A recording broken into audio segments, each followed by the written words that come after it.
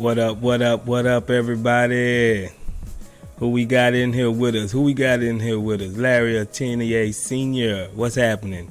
Zachary Sayin, what's good? Terry Roberts, what's good? Harlan St. Clair, appreciate you for coming through and chopping it up with us. We got us a little break in between games right now, so we're going to do us a little progress report. And I want to know y'all grades, and I got my grades that I'm going to put out. And we're going to look at some stats and look at how we think the Rockets can get better in certain areas and what we would like to see coming out of this little mini break that we got, that we in right now. We don't play again till like Sunday or something like that. But first and foremost, you know I got to holler at all of our members out there. What's good out there? Terry Roberts and Harlan St. Clair, those are the members I see in here with us right now. What's good, baby? Appreciate y'all for joining the Chop Shop. You know how it is. You know how we do it over here. So just like I always do about this time, let me get holler at all of the newest members and the newest subscribers to the Chop Shop. Let's go. We got Dunye Thomas. Appreciate you for joining the Chop Shop. A new subscriber and a new member. She joined the membership club. Appreciate that. We got Axum Kush. He subscribed to the channel. Appreciate you for joining us, Axum. PXC. He subscribed to the channel. Appreciate you for joining us at the Chop Shop, making this one become part of our community here. We got Acrad Zanome. I hope I said that right. But appreciate you for joining us. We got Leandro Castro. He became a member and he also subscribed to the channel. Leandro, appreciate that. We got Rob Tulo. Appreciate Rob Tulo for joining the Chop Shop and joining our membership. We got D Titus. What's good, D Titus? He also subscribed to the channel. We got Joshua Balanta. Appreciate Joshua Balanta for subscribing to the channel. And you know how we do it around here. Let's look at the chat and see what y'all boys talking about over here in the chat. Harlan St. Clair said, let's chop it up. You know how we gonna do it, Harlan. Terry Roberts says he loved the old Rockets logo. I appreciate that. Yeah, them for the members only. If y'all didn't see, I upgraded the badges for all our members. If you see that Rockets logo by the badge, that just means you're a new member. So next month you get a different type of badge. I think it's a badge with a red star behind it, and then you got the yellow star, then you got a gold star, then you got like a 3-point star. It graduates as you stay a member long enough, so it does escalate and it does get better. Just wanted to separate the Chop Shop, from regular old YouTube and put our stamp on it, how we do it over here. That's what I was trying to do with that. So I hope y'all enjoy it. Anybody that want that old ketchup and mustard logo beside your name, these guys didn't do that. That's because they are a member and they subscribed to our membership, and you automatically get this beside your name, and you get free emojis, and you get a whole other list of things and items that comes with the packages if you scale up and become a membership with the Chop Shop. The link is in the description if anybody want to sign up to become a member to the Chop Shop, and you get certain perks that goes along with it, and you'll get your Rockets old school badge for now, and then, like I said, it scales up and gets better as you stay a member with us. So we appreciate all our members first and foremost. But we don't play no favorites over here. We're gonna get to everybody that's in the chat right now. Zachary Sayin says them Brooklyn picks look good right now. Yeah, they do. I'm hoping that they just go ahead and break it up. They talking about shopping Kyrie right now, so that can be something we really have to keep our eye on and look out for real. Brandon Simpson, what's good? He said, let's see the breakdown for sure, Brandon. He said, can't wait to hear what you got. we're going to come and bring it to you, but you know how we do it all about this time. We got to acknowledge everybody for coming through and spending some time with the Chop Shop. We got a little break in between games, so I feel like 4 or 5 days, almost a week is too long. We got to chop it up and give our own assessments of the Rockets this season. So it's not just going to be me. Hopefully y'all already got y'all assessments. A+, B-, C+, C-, F, D. Well, however you think you can grade the Rockets so far in the season leading up to now, you let me know. I'm going to give it right to y'all what I think about how they're progressing so far. But we can jump right over and just look at their stats. Ain't gonna hold y'all too long. We got Jalen Green. Jalen Green is leading the charge with the scoring. He's 21.3 points per game. That's really, that's pretty good for a second-year player. The only thing I think Jalen Green really have to work on is being more aggressive steadily, and I want to see him act like that this is his team. I think he takes the back seat too much sometimes, and when he needs to be aggressive, I don't think he's aggressive at times. He need to make better decisions with the ball. His handle was looking like it got tight, but now he's looking a little loose with the ball for some reason. I just want to see consistency from him. He's up and down, second-year player. I expect him to be up and down. I don't want Jalen Green to be perfect. But it seemed like he's kind of relinquishing some of his responsibilities as a franchise player to other guys. I want him to be the initiative maker and taker, like in crunch time when there's 2 minutes left on the clock. I want Jalen Green to go get the ball in his hands so he can have the experience of closing out games and being the guy that we need at that time to bring home some wins. It seemed like he's really shying away from the ball. I thought he was more of a Kobe, like give me the ball from day one type guy, but he's starting to show me wrong. I don't know if the coach is telling him not to go do that and they don't want to upset the apple cart and make it seem like it's about one player. But Jalen is our only hope for a franchise player, I think, right behind maybe Alp. Jabari Smith, I think his potential will be more of a top 3-and-D wing or 3-and-D type guy in the league at some point in his career with multiple all-stars. I think he'll get that level. But as far as the cornerstone, I think Jalen Green needs to demand the ball more sometimes, and he needs to really not be over aggressive calling for the ball, but in certain moments I want to see Jalen Green have the ball, and he is the highest draft pick that we have, and he is the most natural and gifted scorer that we have. So I want to see him try to close out more and more games, and I need to see him get stronger. So when he going up against thicker guards, he just not getting bodied around. And I'm hoping Silas will kind of implement a better structure to get these guys in better positions so everything won't be so hard on them trying to get buckets. Everything that they do is more one-on-one working, trying to get buckets and being real hard. So I want to see, gradual improvements from Jalen Green on that aspect.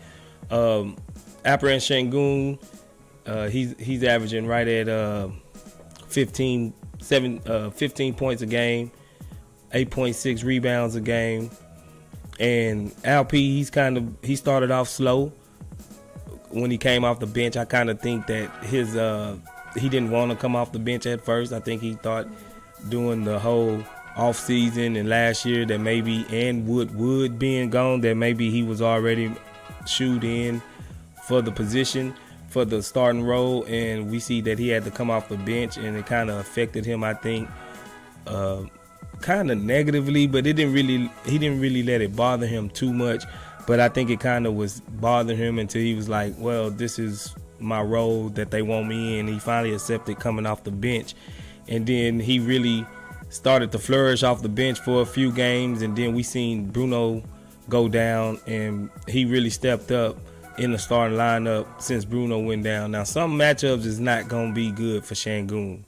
Just like this past matchup with Golden State Warriors, that was just a bad matchup for Sengun. Like, he's not going to play in sometimes against a lot against these type of teams that can go small like that and have the center in very compromised positions defensively. So, but I'm liking what I'm seeing so far from Alperen Sengun. He's really been doing some work on the rebounding, especially offensively. His offensive rebounding is like 3.5 a game. That's pretty good for a center, getting 3.5 offensive rebounds, pretty much 4 offensive rebounds a game. So I really think Alperen he's growing. You can see he's starting to grow and he's starting to get better. And that lineup issue early in the season, I think it was just an issue. Now, one thing I would have to say about Sengun, for some reason, it seemed like he comes up with these illnesses from, I don't know what he be eating, or he's got a weak immune system or something, but he do get these weak, mysterious type illnesses to where it'll take him down for a couple days and where he have to miss a game or so. I don't know what's up with that, but am I the only one that ever noticed that Sengun, he misses games sometimes for weird illnesses more than anybody else? But besides that, I think Sengun he's on his way. He's on his way, and just we see when he's on the court how our offense look. You know, how our offense really is geared to. It's kind of old schoolish where you go inside out, but that's kind of the roster construction that we have, just since we only have one true point guard in KPJ. So Sengun really got to have some part of the offense catered to him. You know what I'm saying? For sure. Harlan St. Clair says, give me some of that mustard with my ketchup. Yes, sir. Sigma Miggs, what's happening, Sigma Miggs? Appreciate you for coming in and joining us.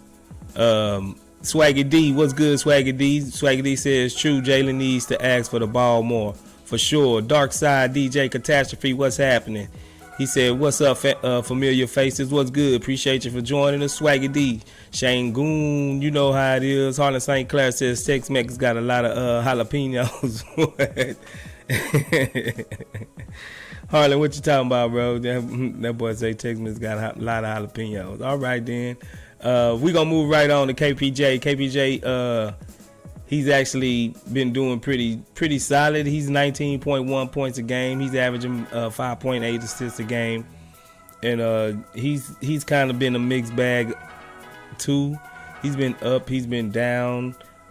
He's been mostly steady. I'm not going to front.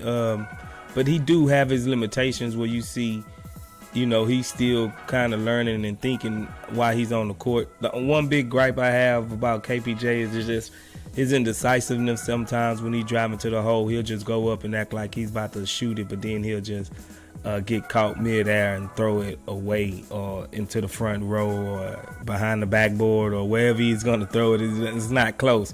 I think he just still got to mature in that aspect and make sure he's be cognizant of getting everybody involved and being the true point guard that the Houston Rockets need. You know what I'm saying? Like, that's all I really want to see from KPJ going forward. Because like Frank was saying, it's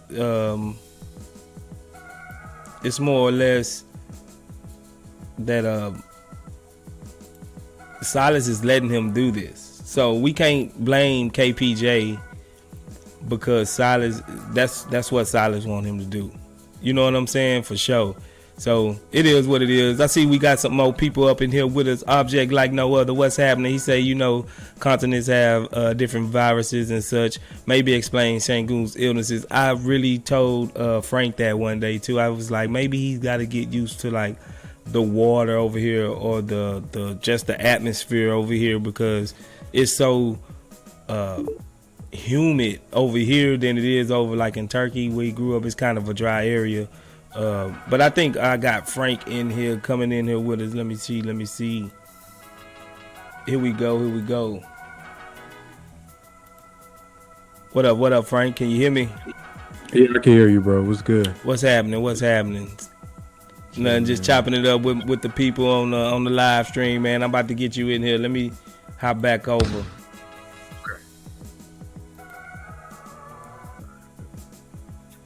All right. All right. We are in new time.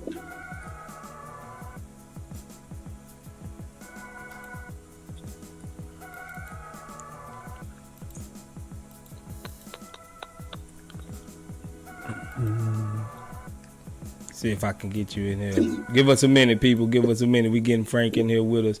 Can y'all hear Frank at least? Probably. You're breaking up. I'm breaking up. Can you hear me? Yeah, you sound choppy.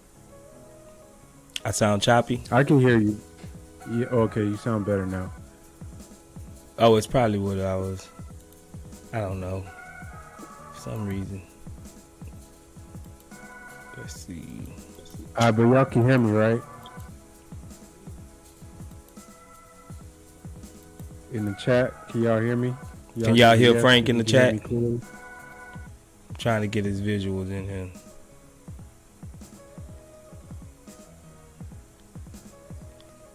Okay. Yeah, Zachary said yeah. Okay. Run down some comments real quick, Frank. Where you stopped at? D Highway 61. No. At Harlan St. Clair, maybe it's the food. You said I was like them peppers. Oh, got some heat. Yeah, okay, yeah, right there. Zachary Cyan is gonna be next. I believe Silas won't let Jalen. Yeah, you still sound choppy, but let me read these comments. Do I? Yeah, does space sound choppy to y'all? Is it just do I sound choppy to y'all, or is it just me? Or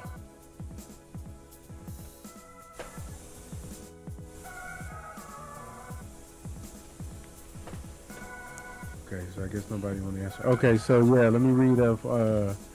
He says, I believe Silas won't. This from Zachary saying, I believe Silas won't let Jalen Green be that dog and take charge. I don't know if that's on Coach Silas. That's really going to be. I mean, it's one thing for Jalen to be in position to be successful. It's another thing for him to be a dog. A dog, you can't make somebody be a dog. You gotta. That's from within, bro. So yeah, Jalen has to find that within himself. I hope he's one of those guys, because you know that's really the type of guys that you want to build your franchise around. I think he is. It seems like all indications is he just got to find his confidence to be that.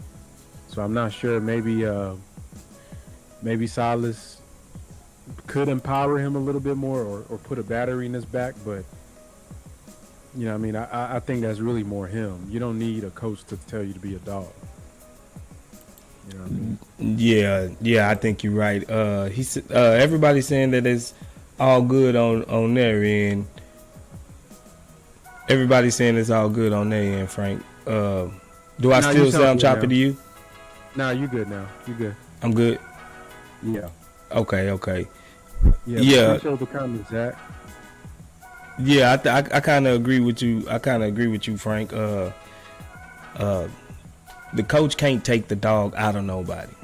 You know what I'm saying? Like, if you got that dog in you, it don't matter what coach you got. Like, you got that dog in you. He ain't gonna stop you. You know what I'm saying? I got you up here now, Frank. Hold on. Let me crop you. Oh, okay.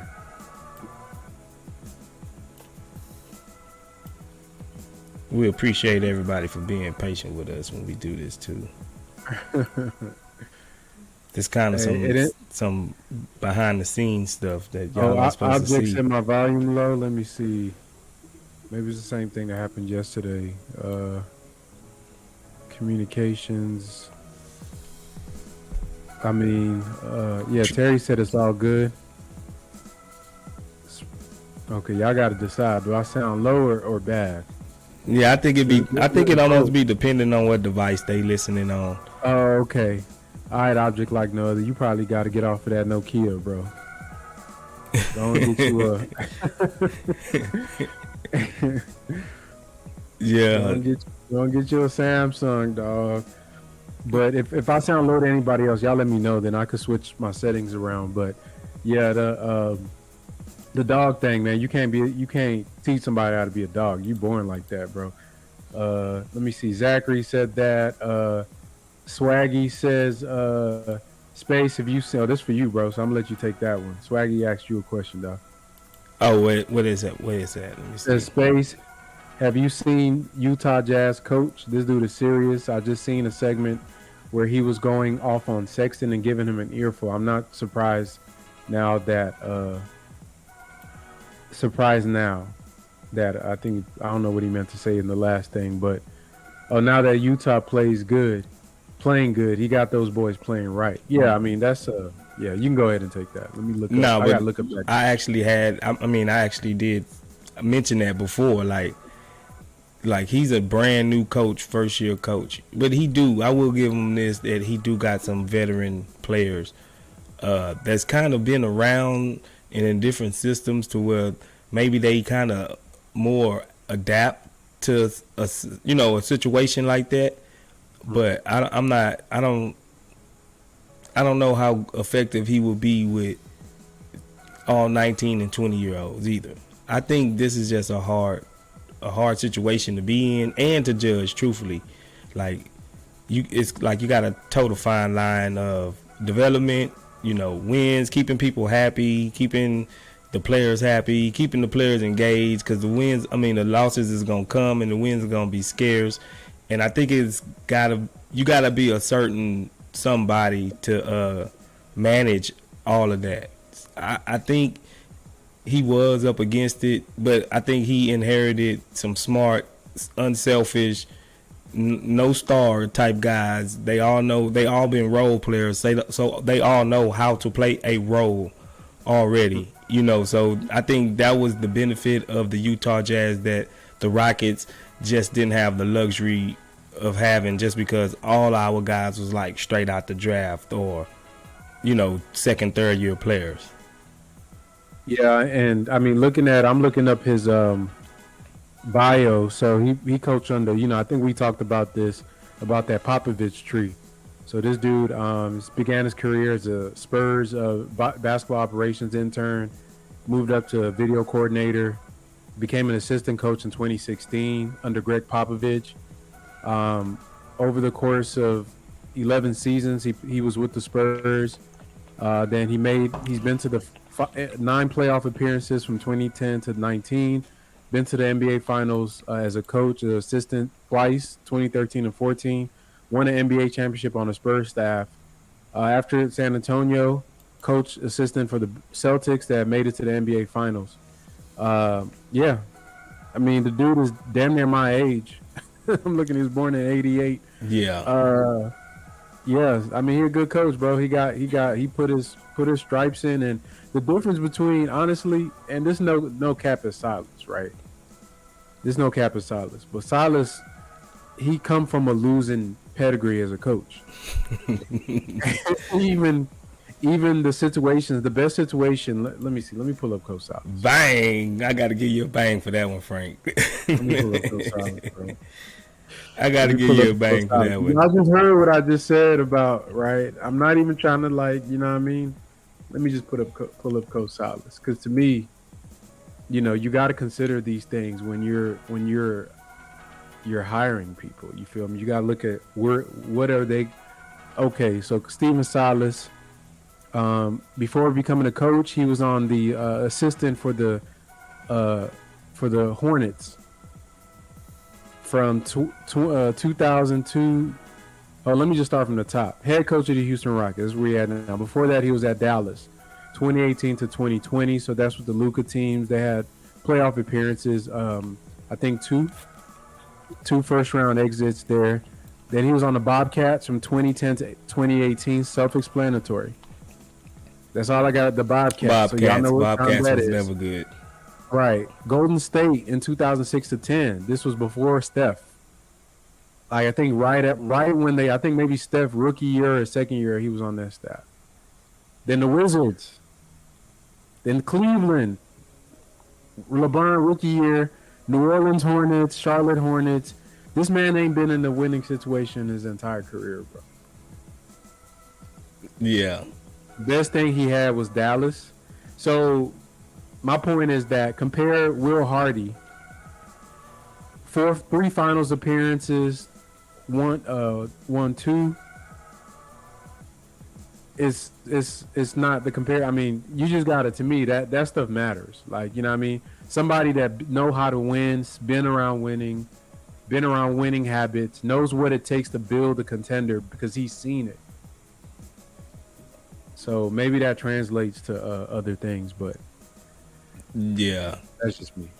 Let me see. Object said he said you can check the video to see how you're sounding. Okay, Space, you keep going. I'm gonna mute you and myself, and I'm gonna listen to the playback from the live stream just to check it. All right, bro. Back. All right, I'm gonna keep it rolling real quick. All right, while Frank checking his audio, we gonna roll right with D Highway says, have y'all seen the offense Mike Brown has going for the Kings? A lot of the principles they use would be perfect for our roster. Yeah, you know, Mike Brown was really with the Warriors. He's been with the Warriors like the last 2 or 3 years. And so I'm definitely pretty sure he's picking up a lot of concepts from Steve Kerr and everything and applying them to the Kings. So I'm pretty sure. Yeah, I haven't watched a whole lot of the Kings because they play on the West Coast and we really be doing our thing over here. But yeah, they do look similar, you know, of a motion type offense that we probably can take advantage of. I just don't know if Silas wants to run that type of offense. You know what I'm saying? Frank, you back? All right, Tess. Is it better? Object? I just changed my sound settings. Yeah, you sound better to me. You sound a little better now that he mentioned it. You do sound a little better. Okay. Let me see if I'm gonna let object like no other be the determinant. All right, but yeah, I think I just changed the restream be changing my sound setting, so maybe that's what it was. But oh, much better. Okay. See, Terry, you was capping earlier, bro. You said I sounded loud and clear. I don't know if that was you. I gotta make a. Still not that clear, but much better. It must be the you bringing me in through a third party app. That's the only thing I could think of, bro. It probably is. It's probably because you're not directly on my stream. Yeah, see, I done froze. So I'm looking at the stream. I done froze. Dog it. All right, run through some questions. Let me see if I can get you back in there. All right. Y'all just ignore the frozen face. But let me look at let's go. Let me see. Where was I at? The access space about the Utah. Sounds good. Utah's playing good. You got those guys playing right by Swaggy. D Highway was capping saying he hears me loud and clear. Larry was capping saying he hears me loud and clear. Harlan, all good on mine. Okay, Cap. Let's see. Swaggy D says Philly just beat the Nets without Embiid, Harden, and Maxey. Wow. Yeah, I mean, I liked how Ben Simmons looked. You know what I mean? I don't know what the Nets are planning on doing. But yeah, I like how Ben Simmons looked. He looked, he's engaged. And to me, the team just needs depth. Like, they have a pretty good starting five. They just ain't got no bench. But I like what their coach is doing. I think Philly is just a better team than them. I really don't like Philly, to be honest. I really don't like Philly. I don't like Philly. I don't think, even though Embiid is dominant, the fact that usually they have to like do a lot for him, he has to do a lot for them to win. And to me, Nets, the Nets are the Nets. So I'm not going to take too much from this win for them. But yeah, I think if Ben Simmons turns out to be healthy and straight, if anything, they could trade him. They could trade him, and to me, that's a blessing for them because at least the whole Harden debacle wasn't just a major L. So that's they can get out of there. Let's go to D Highway. He says, "Have y'all seen the offense Mike Brown has going for the Kings? A lot of principles they use will be perfect for our roster." D Highway, what did Mike?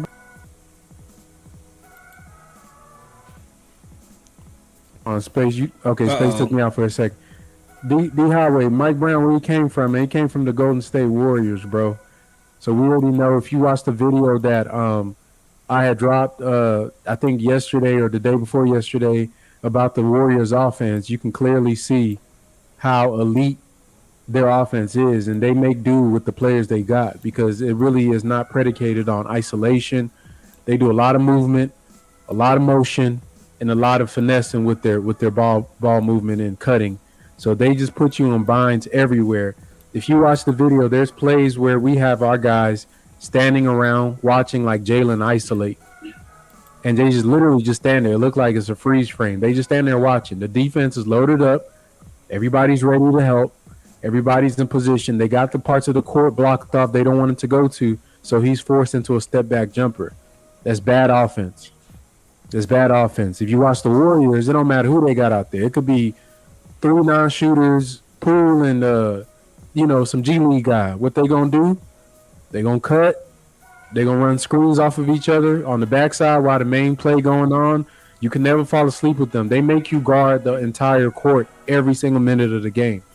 While you're watching the ball get dribbled, there's about 3 other things going on behind you. There's guys flying down the middle of the court. There's a screen being set. There's a shooter coming open. And if you try to play that shooter too much, there's a guy cutting off the screen. They put pressure on you, and it overcompensates for a lack of talent.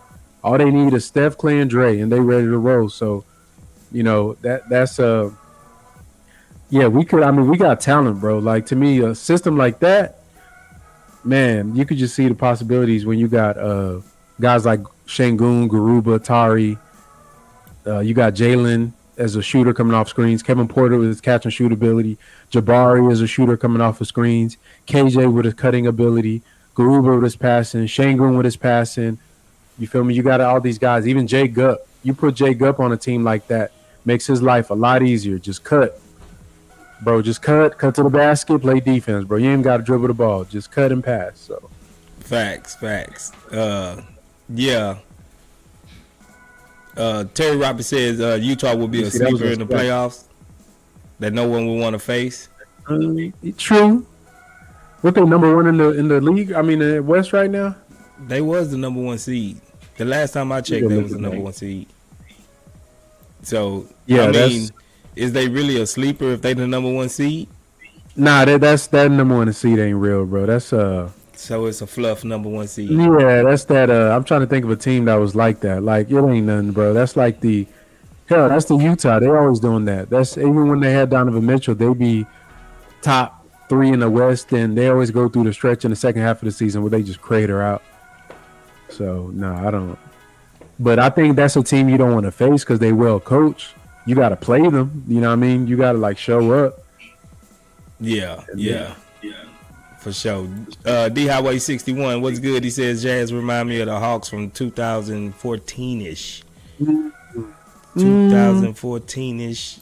That's the Kyle Korver. And Horford and all them over there. Yeah, Horford and Schroeder was over there. Yeah, Schroeder with the little Cheeto patch on his head. I remember that team. Yeah, but they won. Yeah, for real, that is kind of a legit comparison because they didn't seem that good. You know what I'm saying? But they ended up being like the number 1 seed at one point in time, didn't they? Won like 6. That was Budenholzer that was coaching that team. Yeah, Budenholzer was. Spurs transfers. The Rockets might need to go look out for one of these Spurs coaches, man. It wouldn't be a bad investment the way it's looking. You know what I'm saying? Zachary says, Space and Frank question, what's both of y'all top 5 all-time Rockets players? This is about to get controversial, Space. Probably on from my end. Not for me. Y'all know I don't like T-Mac, bro. So we can just get that out the way right now. I'm not that high on T-Mac. He's not my top 5. So you want to go first? You can go first, bro. Go ahead and rock yours first. Well, I got number 1 all time is Hakeem, and then I got I have to give up James Harden number 2. I mean, for what it was and what he meant for the franchise and bringing us back at least to relevancy. You know what I'm saying? And he hold almost every record besides the one that Hakeem didn't. And just to be frank, Harden was a dog in Houston. For the most part on the court, Harden was a dog, and he was the centerpiece that really was the catalyst, to us being relevant again, pretty much, and even thinking about another championship. And so I have to go Harden, Olajuwon. Then it get kind of like more personal favorite. Right. You know what I'm saying? Like, I think those two are the two clear-cut people that just got to be in there. You know what I'm saying? So then I'm going to have to go to Robert Horry. Robert Horry just was my dog. I just liked Robert Horry. You know what I'm saying? Like, for some reason. he was my dude. And I have to go with Clyde Drexler. And then I got to give it up to Calvin Murphy, just because the suits and what he means for what he mean to Rockets, though. I mean, he was here doing the roughest of the roughest time, to start it all off and kick it all off. I really admire Calvin Murphy, though, because he's a little guy. He was more Isaiah Thomas before, like, Isaiah Thomas. And he made it possible for guys, like little guys, to be like, yeah, they can actually make it to the league and ball. Because he even says his coach didn't even like him. He was like forced to being played. And he if Harden don't got the record, Olajuwon don't got a record, Calvin Murphy got the other record. So I got to give it up for them 5. So mine off top gonna be Dream, of course. Now you kind of number 1. Oh, I'm breaking up. Now you good. You good. Okay. Yeah, mine top number 1 gonna be Dream. So let's get that out the way. Number 2 all time, Steve Francis, bro. I'm just go with the franchise, and when I look at my favorites for like the city, it ain't about stats, or I'm thinking about how I felt when I was watching these cats play. So I'm gonna go number 2 with Steve Francis. Number 3, let me see. Number 3, so I'm trying to keep them in the right order here. Number 3 is gonna have to be probably James Harden. I give Harden the 3rd nod behind Steve. Number 4, I didn't watch Calvin, and I'm not gonna name anybody that I really didn't get to watch. So I'm gonna probably put, it ain't gonna be team. I'm put Yao at 4, and then my number 5 spot, man. This is gonna be weird for a lot of people, but I really don't care. I'm gonna go with Chris Paul, bro. For them 2 years this man was here, bro. I don't know. I just love how I was a Chris Paul fan outside of Houston. So when he came to the city, bro, it was like Christmas. You get to see one of the best point guards, because all the stuff. If you're a X and O's type of person that watch basketball like me, Chris Paul is like the epitome of basketball. Like, this dude make all the right plays, like the passing, how he read the defense, all of that. So it was a treat. Honestly, it was a treat to watch this man play basketball here in Houston. One of my favorite games, 2 of my favorite. If I had a top 5 basketball games in Rockets history, aside from like the championships, just regular season, 1 or 2 of them. One is in the playoffs with the Utah Jazz, where he dropped, I think, 41 or 42 points, 0 turnovers, put them boys to sleep. And the game where Harden was sick and he beat Golden State with a bunch of Jalen Green, and they had that boy, what's that one, Fareed starting? Yeah, Kenneth Austin Reed. Rivers. That boy went out there with the Vipers and beat the Warriors with KD, Steph, and Clay, bro. Off of just hooping. So CP3 my top 5, bro. So I know people like, he only was here for like a minute. Nah, it was impactful. We had one of the best Rockets teams probably damn near ever when he was here for that 1 year. Top 3, top 2 maybe. So yeah, man, that's my top 5. Y'all name y'all top 5s in the chat. I don't like it. I'm gonna tell you why I don't like some of most of your picks. I don't like the Steve Francis pick. I think he was so overrated. I don't know. Like, I did not like Steve Francis as much as everybody else did. I don't know. Maybe because I just didn't like him like that. I liked him. He was a Rocket. But I seen the flaws in Stevie Francis before, I guess a lot of people did. And I wasn't really just a Steve Francis type guy. Y'all mean, you might say it's blasphemous, but I say this in the chat all the time. I heard you say this before, yeah. I think he's a little overrated. I did not want him at all. I did not know who he was. I wanted Amari Stoudemire off the jump. and I just did not want Yao Ming. Just imagine Amari Stoudemire with T Mac, like that. Nah, you tripping. That form of His injuries with Amari Yao, starting bro. it. His injuries with Yao. That's. Hey, but I'm not even looking at the injuries. I'm not even looking at that. I didn't want him like from his jump. game. You know what I'm saying? Like, Okay. I didn't. You know what I mean? Like, it's not hindsight that's coming into play with me. You know what I mean? Like, I was old enough to cheer for the Rockets before Yao Ming got there. You know what I mean? Like, so I'm not hating on Yao Ming. It's like I just didn't want him. I wanted Amari Stoudemire at the time. So I guess I'm tripping, you know what I'm saying? Like, maybe I'm holding it against Yao Ming. Like, I still don't see the whole appeal of Yao Ming, you know, but I get the international and bringing China in it and the $1 billion. I'm evaluating on the court, you know what I'm saying? And like, if any regular old person had Yao Ming's resume, true resume, not the pumped up from the votes and all of that, he won't be in a high glory like how we see Yao Ming. It's about for impact, though. I think like impact globally. You know, basketball Hall of Fame is not just NBA. It's like what you did outside of the NBA. Then you gotta bring in, like, he literally transcended basketball to the rest of the Asian countries out there. So I think they give him points for that. Let me defend Steve a little bit. And I think you've heard me say this. Why I Steve in my top 5. As an adult, looking back, because I was in like middle school and high school when he was playing. As an adult, looking back, I could see the flaws in Steve Francis. Facts. But you got to remember the context of where we was coming out of when we drafted that kid, or when he came here. When we, he got drafted by Vancouver, and then refused to go. Then we ended up scooping him. So you got to remember where we was coming out of. We didn't have a lot going on in Houston. It wasn't to talk about in Houston because Dream was fade out. We had them old teams, the Scotties and the Charles and all that coming out for that. It's really nothing exciting about the Rockets. And then we draft this dude that's like one of the new age point guards. He's a combo guard. He could dunk. He could chop you up. Like, for a kid, a young Frank, that was an exciting player.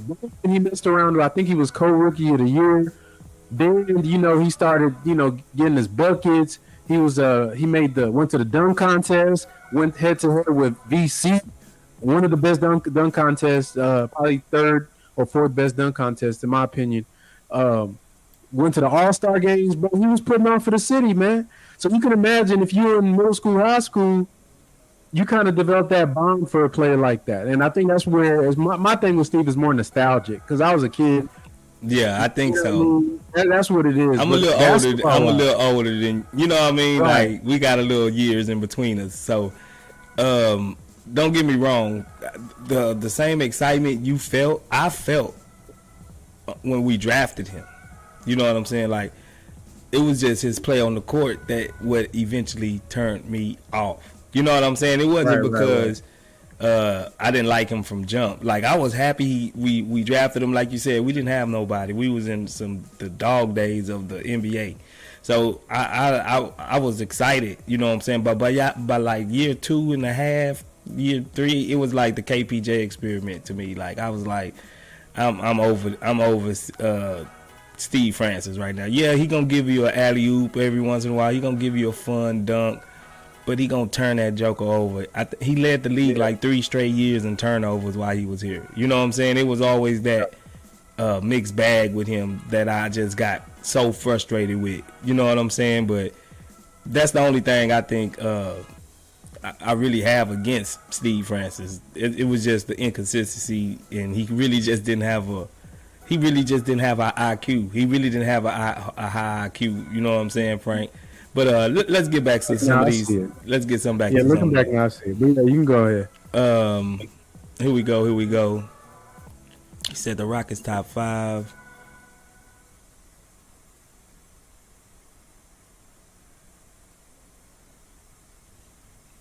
Damn, I thought I just seen it. I think we had. Let me see. Oh, we skipped down, huh? We were at. Let me see. Harlan. Oh, there you go. 5, David Pham. Yeah. Yeah, David Pham. What's the hood, David Pham? David Pham says this year we are still tanking. Can't fault Silas. Next year, if we are aren't playing at least 500 ball, he'll get fired. He'll get fired. David, my position on that is that tanking is not something you just do by dumb luck. Like, you have to be strategic and intentional in the tanking, and within the tanking itself, there's some clues and signs that you can see that will tell you whether your team is going to be successful, and there's NBA history to back that up. Our concerns are that even with this being a bad team, some of those clues and signs of that we have the ability to turn up aren't there. That's the problem. So tanking, you can't credit somebody for being bad for the sake of being bad. The good teams, the Spurs, the Celtics, the Warriors, when they tank, you know they're tanking, and they're doing it very intentionally, and it's very strategic. It seems like for us, we're just bad, which is concerning. So, yeah, that's my position on that. Yeah.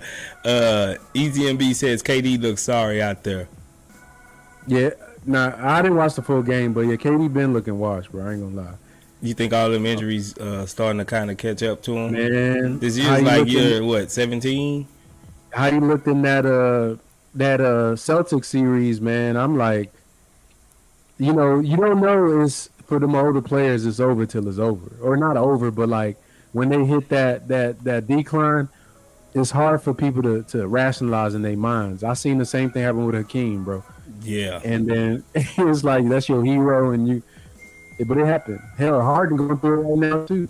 Yeah, so I totally agree, because the only time I really came close to crying is when we traded Hakeem Olajuwon to the Toronto Raptors. Yeah, that was devastating. But that whole thing is, it was like I knew he wasn't the same either. You know what I'm saying? But right. I just wish he would have just went ahead and retired and never even went to Toronto. You know, but yeah, it's hard. It's hard to come to grips when you see this guy being superhuman, and then all of a sudden it's like he's less than regular. You know, and it's hard to deal with. Right. It's hard to come to grips with. Swaggy D says, Frank, what's your thoughts on Miles Turner for the Rockets via free agency or the trade? Oh, that's Mike's wet dream, man. We got a partner named Mike. He been talking about Mike Turner for probably damn near the whole year. I think on the Rockets that would be a hand in glove fit, and next to pretty much anybody on the team, because he stretches the floor, rim protector, can pick and roll. He's not a great lob threat because that's not really his game, but he does provide. I think in the Silas offense, that'll be the perfect five. Honestly, that's the type of five that you envision in a 5-out offense. But I think that'd be a great pick. He pretty good character guy. I think he'd be a great pickup. I ain't mad at that. What up? Asleep Art 11 super chatted 99 cents. Let's see what Asleep Art 11. He got the poop emoji. Oh man, he say that's garbage, man. That's garbage. Here we go. We got EZMB, and it says the Hawks 2010. Jake LeBron said, could Tate do what Knicks do off the bench when him and Bruno come back? I mean, probably just turn the ball over and blow layups. Probably. I mean, hell, you can do that space. I could do that for sure. I could do that. Like every 5 or 6 attempts, yeah. And I could throw a couple of hard fouls on top of it. Yeah. Or just play that defense, stand, don't get rebounds. Yeah. I'm sure Tate could do that. Yeah. Leandro Castro, what's up? He says, yo, you got to go. What's good, Leandro? He's one of our new members in the membership program. Leandro, if anybody was wondering about the little basketball logos, the Rockets logos, beside the names, that's all our members. 99 cents to get you in the door, and then you can get stand out in the chat just like everyone you see here with the red old school ketchup and mustard logo right next to your name, the badge. So if you're interested and you want to check out, in our membership program, just hit the link in the description. It says join the membership program, and you can get in there and peruse and see what best fits your tailor-made your needs, you know what I'm saying, for sure. But here we go. We got Terry Roberts says Hakeem Olajuwon, James Harden, T-Mac, Moses, and Steve Franchise. That's his top I ain't five. mad at that. I ain't mad at that. Yeah, that's a decent top five. Rob Cortez says the Dream, Beard, Glide, Moses, and the T-Mac. Yeah, Glide is a close. Glide will probably be my sixth. Because I actually was a big fan of his. I don't know. I like dudes that could dunk. When I was a kid, I just loved players that were athletic. Yeah. And that whole, being able to leap. And I was a fan of his as a kid, probably almost as much as Hakeem, just because of his, the fact that he was a perimeter player and one of our like wings. Followed him a little bit in Portland, but not too much because I was kind of young. But when I started understanding when they was coming through their peak, Space talking to his kids. But so that was Glide was one of my favorites. I would have him if y'all could talk me out of it. I might sneak Steve Francis out of there for him, but yeah, it was just I got to enjoy watching Steve more than Glide. Yeah, I liked it. Clyde too myself. Like I had him in the. I even liked him when he was with the Blazers. So when he came to the Rockets, I was really, really, really excited to see Clyde the Glide come over here for us. Rob Cortez says if we're saying favorite Rockets, CP3 may make my top five. Coutinho is in there in the mix for me too. Yeah, I think Coutinho was probably gonna be my number 6. I actually like the Coutinho more than Stevie Franchise. That's just me. That. I like the Cat. Cat was my dog. I don't know about that. That's suspect, but I like Cat. He'd probably be 7th for me. I think Cat, if he played today, he'd make a lot of money. He'd make a lot of money with that skill set he had. Man, he still be out there hooping, street balling, and cutting young cats up, cutting them Getting bucket. Yes, sir. DJ Catastrophe says y'all was better than Steve. Swaggy D 0 turnovers. Dang, I think he talking about Tata. I think he was talking about this Chris Paul thing. When I said for that Utah game. Yeah. Yeah, that was a stat line there. Yeah, Chris Paul, man, I can't even be mad at you for even putting him in there. But I just personally wouldn't put him in there. That's just me. That's just personal. Longevity. I ain't mad at that. Rob Cortez says that's what KPJ reminds me of. Steve Franchise. That's who he remind me of. You can see some parallels there. Swaggy D says, Yao, T-Mac, Bob Sura, Artest, Harden. I didn't get to see Hakeem. But you seen Bob Sura. Now you confusing me there, Swaggy. Bob Sura. Let me see. Let me look up Bob Sura. That must have been one of them. When did Bob Sura play? This dude look random as hell. Let me pull it up. He was a nice. Bro, you gotta explain something to me, dog. That name sound familiar though. Hey, I remember. Don't look. You gotta Google. I remember this dude. He was not in my top 5, bro. I ain't gonna cap Swaggy. Well, I guess he said like personal favorite. So probably yeah. I ain't gonna. It's like having I'm trying to think of what's an equivalent player that you'd have. It's like having like PJ Tucker or somebody. Yeah, man. That man played one season, bro. Just one. Swaggy. That's what it's. I'm looking on Basketball Reference. Am I tripping? Yeah, one season in Houston. He must have followed him throughout his career. Oh, okay. 04-05. All right, Swag. You got some explaining to do, bro. Yeah. You got to get in the chat. Get in the chat, bro. I'm gonna run some of them down real quick because we need to get back to this present day Rocket Squad in there in a minute. But Tony Roberts says he was a rookie with Odom. Let's see. DJ Catastrophe says Yao, Hakeem, T-Mac, Drexler, Harden. Zachary says Hakeem, James Harden, Yao Ming, Tracy McGrady, Steve Francis. Larry Atini says Malone, Dream, Harden, Murphy, and T-Mac. Harlan St. Clair says you're reaching for the hammy with CP3, bro.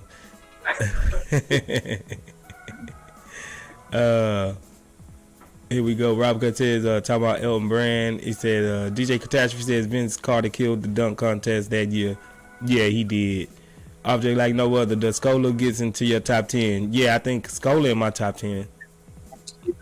I actually, he was good, bro. Yeah, Scola was solid. He reminded me of Kelly Olynyk back. You know what I'm saying? More of a Kelly Olynyk type player. Yeah. Rob Cortez says, man, I like Scola. DJ Catastrophe says Steve who was drunk talking about migraines. He did. You know he was an alcoholic though, Frank. That was T-Mac with the back problems. Yeah, Steve did have migraines. That was crazy. My wife got migraines, so it ain't no joke. So y'all leave Steve alone, bro. Them things ain't no joke. Rob Cortez says that whole 22-win team was fun. Yeah. Sleep Art 11 says kill Frank's dream. Comparing Steve Francis to KPJ. That's not a bad comparison, huh? Like maybe KPJ probably better than I would think. Now you glitching a little bit, bro. Okay. Now you sound better. Maybe I said KPJ was better than him. The basketball guys didn't like mess up my stream. But nah, they was out of, you know, space real quick for the Steve Francis KPJ. KPJ for this generation is what Steve Francis was for my generation, because he's coming in after some mess, some hopeless times. Then you get this kid that come in, it's like gonna be the savior, even though we end up drafting better players. I think a lot of people just like him. They just like him for like that. So yeah, I'm definitely you know, there's a lot of parallels with the two of them. But I'm gonna keep reading for Space. Let me see. Hey Space, your mic's still on, bro. Let me see. Steve was drunk talking about migraines. Frank Casellas on Othello Harrington. Oh boy, yeah, y'all going back. The whole 22-win team was fun. Kill Frank's dreams. LL comparing Steve to franchise. What do you guys think the biggest need is for the Rockets? Let me see. For the Rockets, the biggest team move right now is probably a backup point guard. You'll Spence, your mic be on when you get off. Just want to give you a heads up on that. The biggest move right now you good. Is a backup point guard. And I would say because of Jabari and some of the other players, because I think Jabari, like some of the flashes we saw in the game where they ran plays for him and the ball was delivered on a timely manner in time for him to be able to get the shots off. I think those are what he needs to look good based on his playing style. He's not a Paulo. He's not these dudes. He's not Jaden Ivey that he's going to dribble the ball, dunk on somebody, chop him up. Jabari is a structured player, and we don't have any structured players except Al P on the court, but even then he's limited because he's a big. So I think they need a backup point guard to organize the team in some stretches when they're not playing that 5-out. Similar to what Chris Paul did for the Rockets when Harden would do his thing. You remember in the playoffs and late in games, Chris Paul got the ball, organized things. When he ran the court, it was different tempo, the backups. You know, he had guys cut and setting screens. So I think that's the only way you could do a 5-out. You got to have a change of tempo to a more traditional motion offense. So I would say backup point guard. For sure. You got Judah. Judah said trade Sengun, start Bruno. He comes back and make Garuba his backup. Sengun does not fit. This man say trade Sengun, bro. You said what? Let me see. Judah, trade Sengun, start Bruno when he comes back. Judah, you just hate that man Sengun, don't you, bro? Yeah, the make Garuba his backup. Sengun does not fit. Nah, Judah, you tripping, bro. I ain't gonna lie. We ain't trading Sengun to start Bruno Fernando, bro. You could buy Bruno Fernando for a dime a dozen, bro, in the NBA marketplace. So I'd rather keep Sengun and see what he could turn into, because honestly, you know, how much better can Bruno get? You know, he's what, 24, about to be 25 years old. Yeah, that's a crazy take, Brian. Gonna cap. That's a crazy take. Let me see. Step back takes. What's good? Favorite Rockets for me.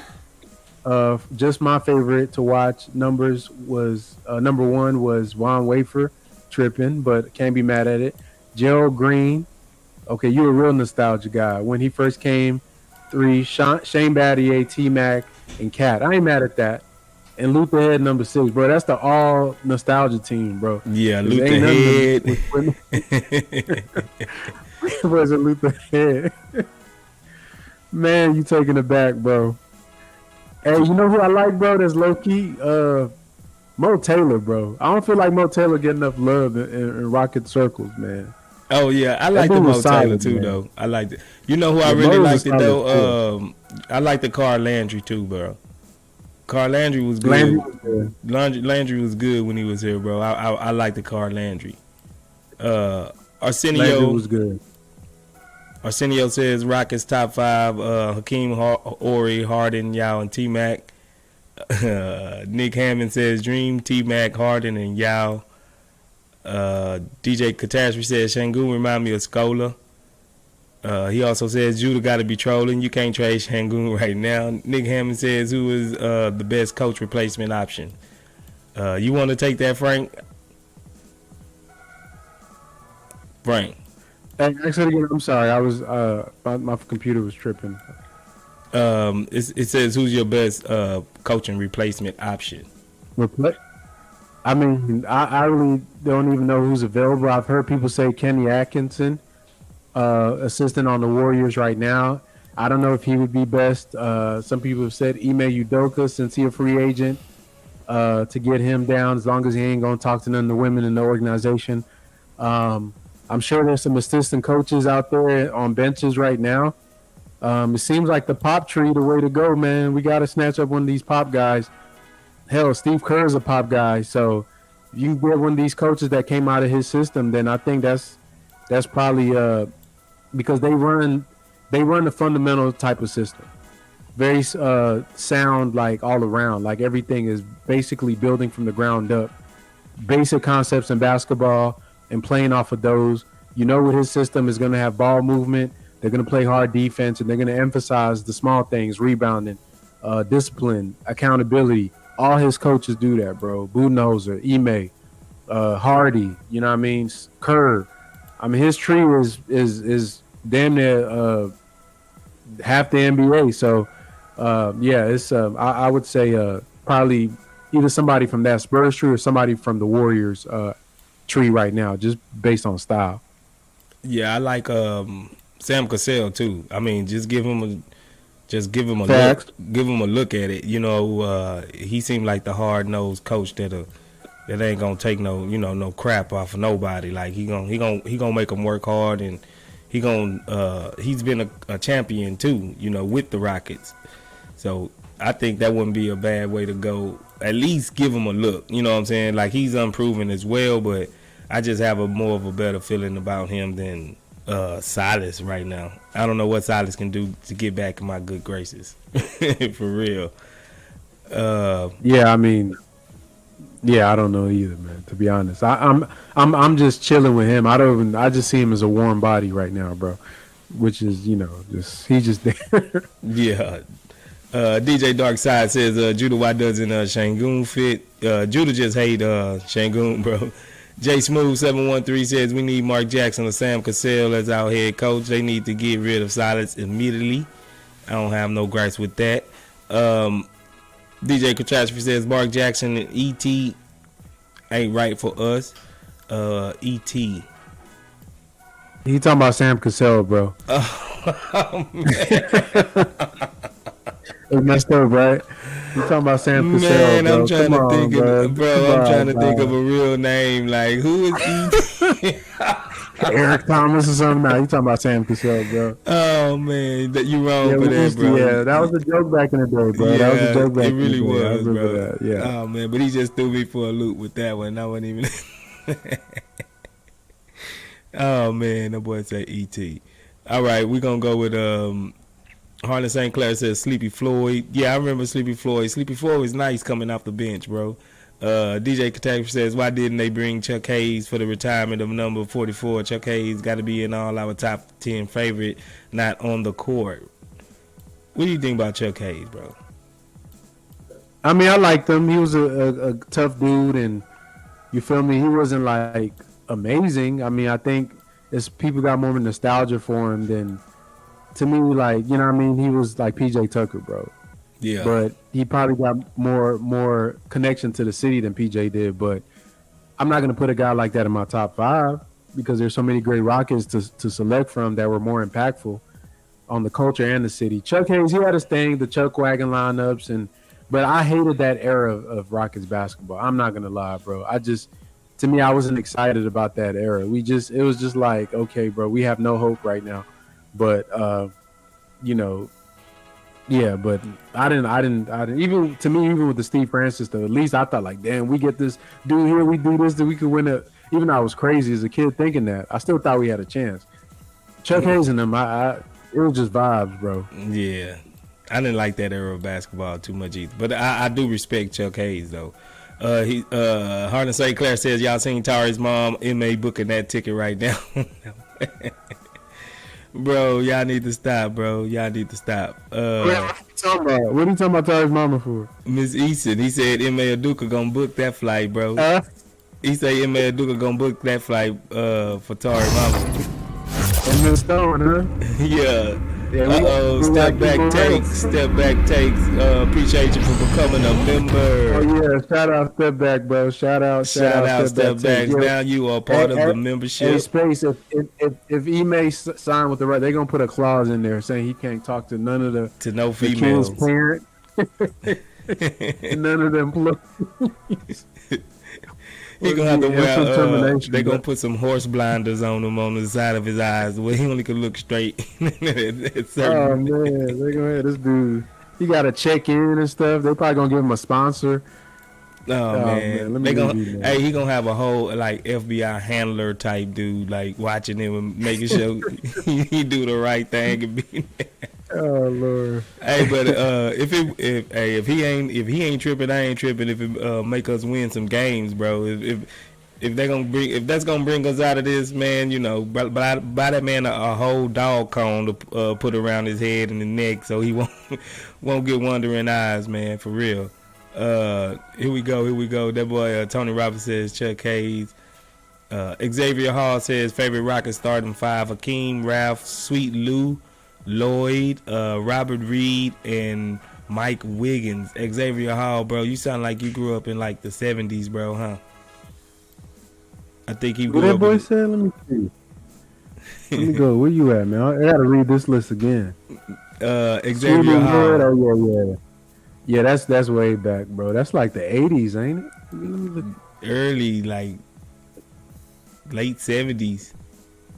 Hey, Xavier, shout out to you, bro. Yeah, that boy. I wonder how some of the older fans, if y'all in the chat, if you're an older fan that's seen Dream from start to finish, you've been a Rockets fan since the 80s, how y'all feel about this, where we're at right now, man? That's who I really want to hear from. Like, because I know that I have a view of the Rockets that really started in the mid-90s. Space, you probably early 90s, right? Like when you really like was cognizant of them, would you say? As far as like starting to really understand the game, yeah, about right. 89, 90, 91. Oh. You know what I'm saying? Right. I was watching them at 80, 86, you know what I'm saying? But I didn't really just start to learn, you know what I'm saying, understand exactly what I was watching until about 91, when I was about 10, 11 years old. You know what I mean? Right. So if we got anybody that's been a fan since the mid 80s, early 80s, just go ahead and you could put in the chat if you can, what you think about the team and how's that impacting you right now? Because when I talk to some of the old heads, I know they don't like this junk, bro. Because I know, we as Rockets fans, we're not used to this. Where we at right now, not on purpose. We might have had a couple bad seasons here because players got hurt or we just had a really bad team, but they was always striving for the best. So I wonder how y'all feel about it. I'd like to hear from some of them older people. Yeah, you can go ahead with the things. Facts. Sleep Art 11 says my thought is they are starting Gordon because they want to try to get a first rounder for him. Is it worth holding back Eason and KJ but not giving them a shot? I would say no. I would say, man, just get rid of Eric Gordon, bro. Like, you're not gonna get a first for him. Like we've been trying to shop this dude for a first for how long, man? Like it's been like a whole 2 seasons, in 2.5 seasons, we've been trying to get rid of Eric Gordon for a first. Evidently, that first is not coming. Trade rumors every damn year in a trade rumor, bro, and nothing happens. Yeah, bro. It's just like cap. Everything. I'm just starting to put everything around Eric Gordon is just cap, bro. Like I'm not believing none of that. I'm not gonna even entertain the thought. You know what I'm saying? Arsenio SP says ET phone home the Rockets coach is a good choice. Step back takes, like I said, man, appreciate y'all. Appreciate you for joining the membership. Now you can get exclusive content that Frank, matter of fact, Frank put a new video out there, something like what he would like to see the Rockets implement in the offense surrounding pretty much Sengun, and you got that exclusive content. You can go ahead and watch that. You can go ahead and use all your emojis inside the chat. You got certain perks. Go ahead and check them out. We appreciate your step back takes and everybody else that's in our membership program. Thank you. We appreciate that from the bottom of our heart. Right over here at the Chop Shop. We appreciate that, man, for real. Here we go. We got Leandro Castro. What's good? Step back take says he finally figured out about Vaughn with straight energy. Vaughn Wafer? Is he talking about Vaughn Wafer? I think so, yeah. Yeah, Vaughn was straight. I mean, you know, I think he had his limitations. He was all right. You know. Yeah, he was smaller guard. You feel me? Like, I mean, yeah, just that era, I guess, like nowadays people would consider a lot of those players inefficient. You feel me? Like him, hell, Steve Francis would probably be hated. Like, they'll probably look at him like he Russell Westbrook if he played nowadays. There was a time, man, if y'all remember back then, we didn't even look at stats, bro. People just looked at the like points, and ain't nobody wasn't talking about no EFG or true shooting or none of that. And a lot of these guys got away with some very inefficient games, bro. And you know, nowadays it's like everybody on you about everything. Oh, what was his percentage and this and that? Guys from that era, even AI and all that, this new like NBA probably hate him. You think the slander AI would get for some of his shooting splits? Oh yeah, it'd be atrocious. Yeah, Vaughn was in a different era. Yeah, he was cool. Yeah, Zachary saying says every time y'all talk about we need to get a coach out of the pop tree, it brings me back bad memories of the Texans being so obsessed with getting people out of Bill Belichick tree. It's a difference though. Steve Kerr championship, Budenholzer championship, Ime finals. Like these dudes, they produce. It's the opposite of Bill Belichick. Everybody under Bill Belichick flop. That's really like, to me, that's Tom Brady, bro. That's Tom Brady, and I think we're gonna keep. I mean, Bill Belichick is a great coach, but in my opinion, I think they rode that Tom Brady train, and you know, what I mean, you gotta have the horses to run the race, and he was the main horse. Yeah, and I think we kind of seeing that bear out right now. You know, a couple of years removed from each other, it is kind of hard to replace Tom Brady. You know, for an organization to get that type of player instead of that great player taking his greatness somewhere else and being great. You know what I'm saying? Now you, as an organization, you got to find that whole player again to even be great. You know what I'm saying? Like that player that left, he was already great. He just took his greatness somewhere else. You know what I'm saying? So I think it's not a big surprise that he was actually able to, and then he was able to pretty much handpick where he went. You know, they really can't handpick, you know, what quarterback they think is going to pan out, because a lot of them just flop. So I think it was more of Tom Brady, true enough. But hey, what other YouTube channel y'all can go to?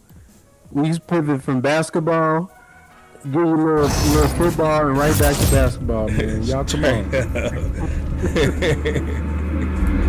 We going all over the place tonight, but like tonight, like we don't really have no certain agenda tonight, bro. We really just chopping it up with the fans and just trying to get the pulse of the room. Darren Guillory, thanks for subscribing to the channel. We appreciate you, Darren Guillory.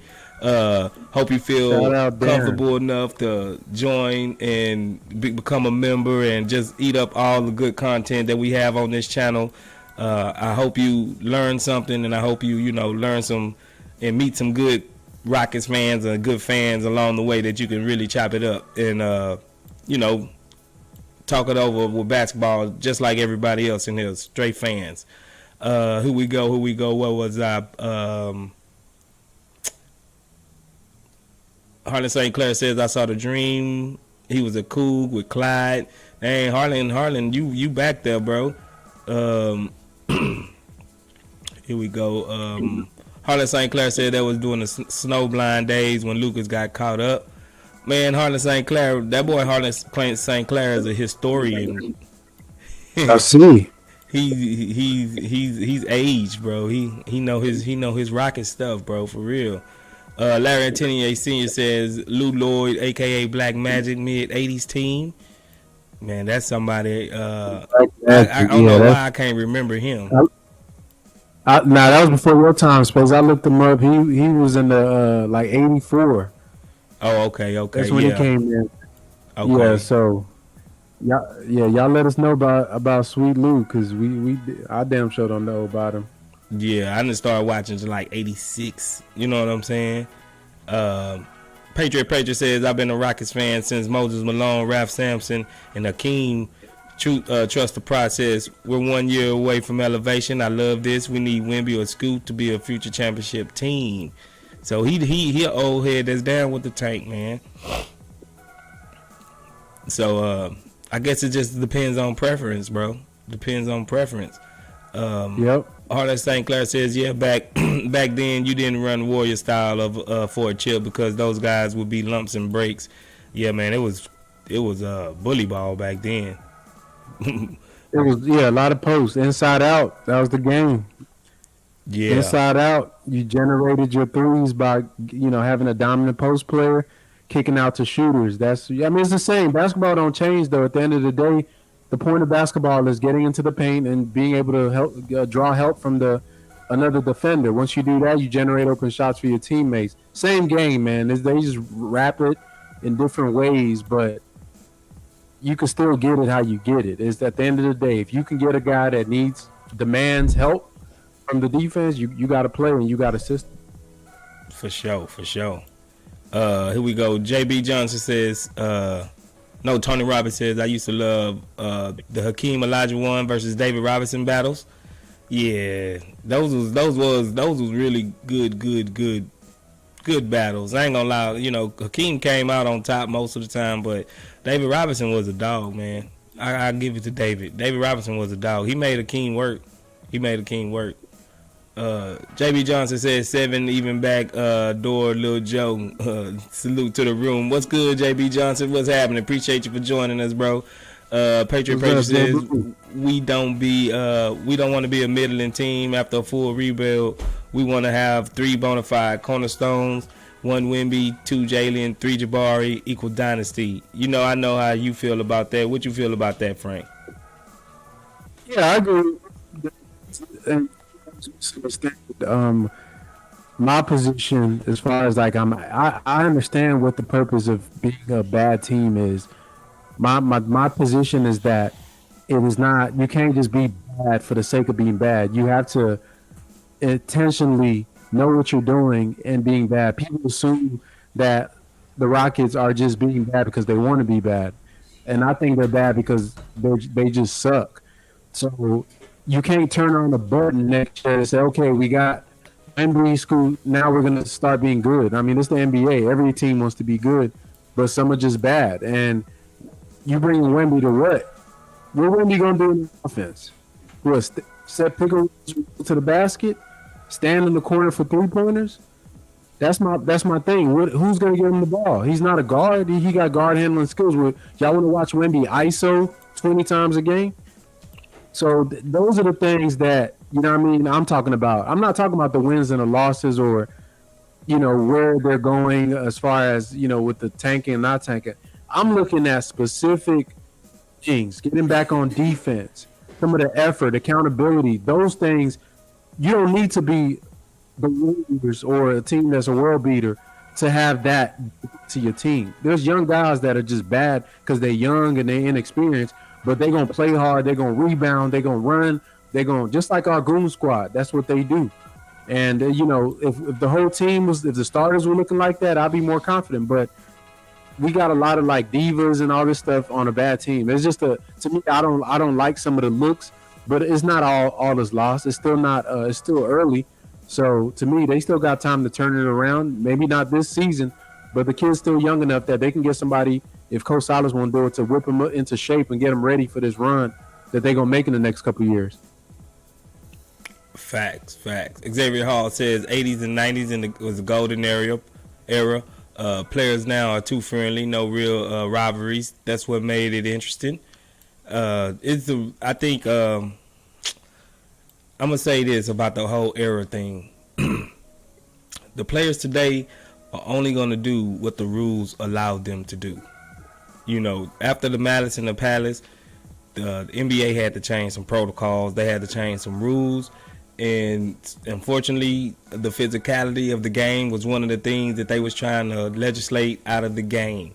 So we can't fault the guys today for not playing like the guys, 20 years ago in the 80s or the 90s because we got totally different rules. And the guys can only do what the rules allow. The reason why they played like that back then because the rules allowed them to just clothesline somebody and just get a tech. Or just punch somebody in the face and get one game off. Like they'll take that all day. They weren't getting paid hell of a millions of dollars anyway, and endorsements and all that type of stuff. Earlier in the career, especially in the 80s. So the era thing is kind of like more of a preference of what you like to see. I think these guys now, we got big guys. Just imagine they letting Dwight Howard, elbow people like Karl Malone. We got guys that's comparable to the guys that played back then. It's just the rules are different, and that's the whole thing about eras that I really think people get kind of misconstrued up on. Frank, what you think? Yeah, I think the game has changed, man. It's different. The athletes are better. I mean, they got so many talented guys in the league nowadays. The NBA, with the money that's going, that's another part of it. You got to protect your investments, man. We don't need one of these Steph or Ja getting tackled and breaking tearing their knee up because somebody want to play rough. It's just a different game. But one thing I'm gonna say, when they get to the playoffs, it's the same basketball. Like, y'all notice the playoffs are a different game, and to me, one of the reasons James Harden struggled is because of that. Like, it got real. Like, all those calls and little ticky-tack stuff, they take that out. And even every level to get up in the playoffs, you get closer to what basketball used to look like in the 90s. To the finals, damn near slugfest. Some of them finals games be just slugging it out. They get nasty. You be scoring 70 points and stuff like that. That's basketball. I appreciate what the NBA is doing, because it makes the game more. It's a more aesthetic game. It's not as tough as it was, but I like it. I like seeing all these players get to display their skill set. So I ain't mad at it. One thing I am mad at, it shouldn't be a difference between a foul. A foul call is a foul call. And just because it's the playoffs, that means that some fouls are not equal than others. You know what I'm saying? If everybody playing on the same level ground, like, a foul call is a foul call. If you see a foul, call a foul. Don't just not call a foul just because it's, the first game of the Western Conference Finals. Like, if that was a foul, call a foul. That's the only thing I can have my. Hey, that sounds personal, bro. You sound like I can imagine what you think. You thinking of James Harden? No, I swear, it wasn't even. I always thought this. It was just something about a playoff foul and a regular foul, regular season foul. They always that kind of rub me the wrong way. Of almost like you take the game integrity and just put it mostly all in the referees and how they gonna call it. You know what I'm saying? Like for the referees to be consistent, call the fouls like they are in the rule book. Basically, like yeah, you can let them be a little bit more physical, of course.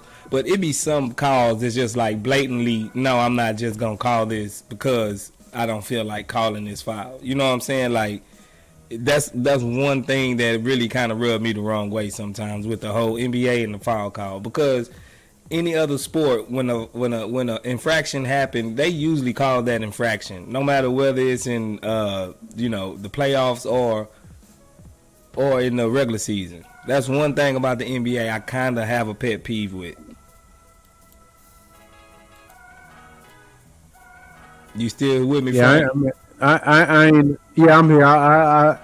The thing, to me, I understand it because the playoffs, it's a different season. That's why I just look at it the way I think some of the to me is the consistency issue during the season that make me mad. Like if you go this stuff they doing right now with this whole traveling thing, where they call it travel every time a player get going off of 2 feet, it's a travel call.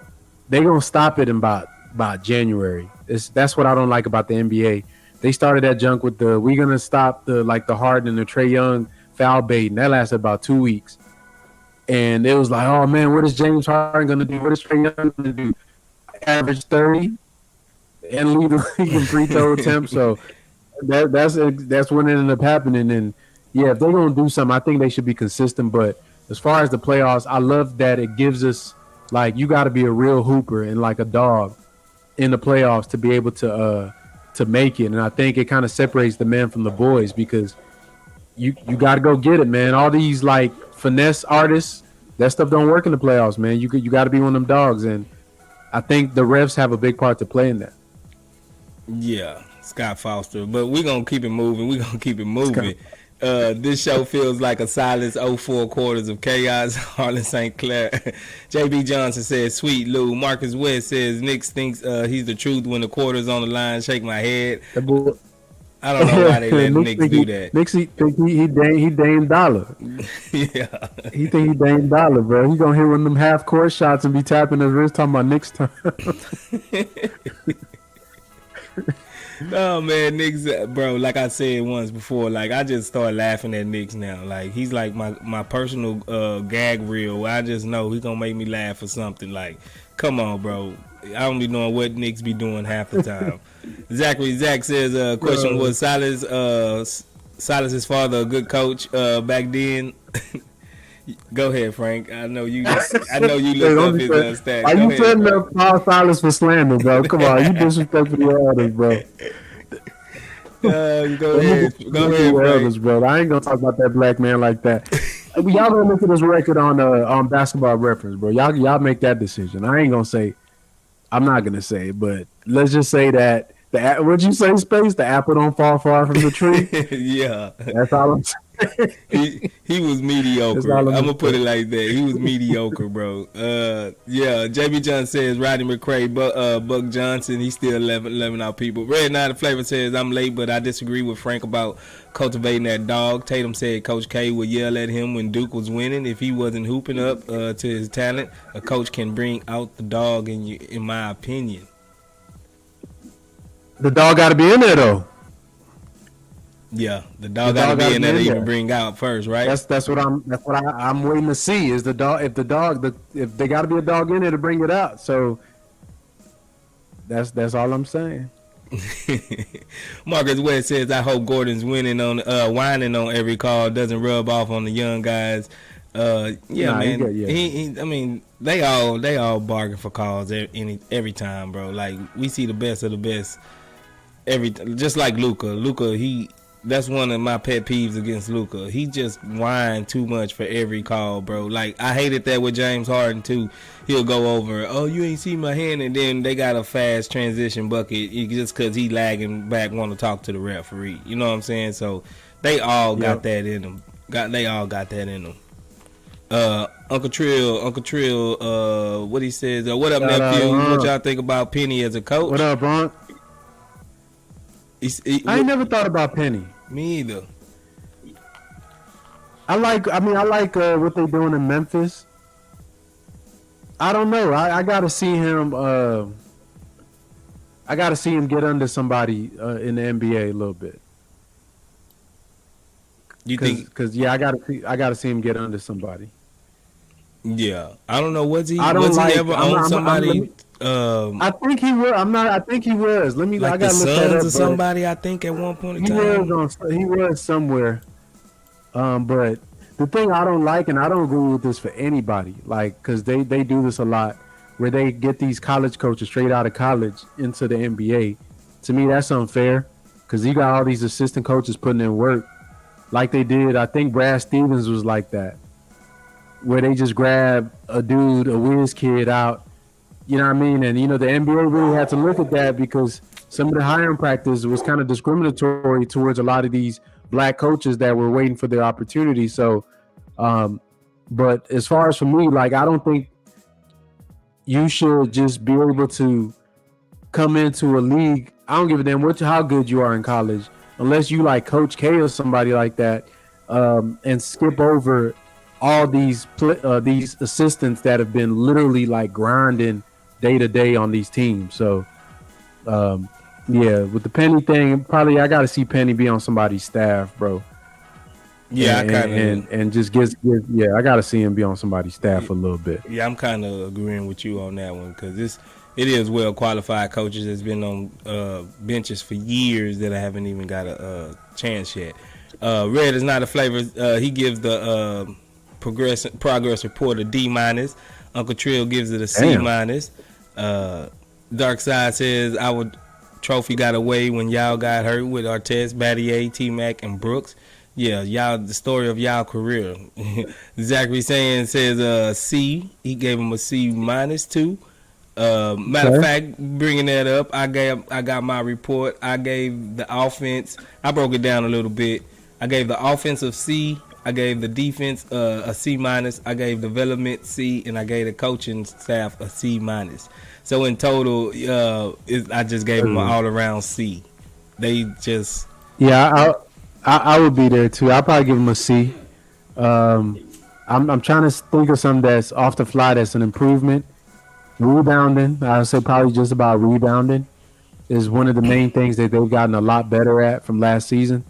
They've made slight progressions in other parts of their game, and I think when we do our podcast space, we'll talk about some of the things. We can review them in detail and get into the numbers, but I think rebounding is better. Obviously, some of the players improved. Some look kind of shaky.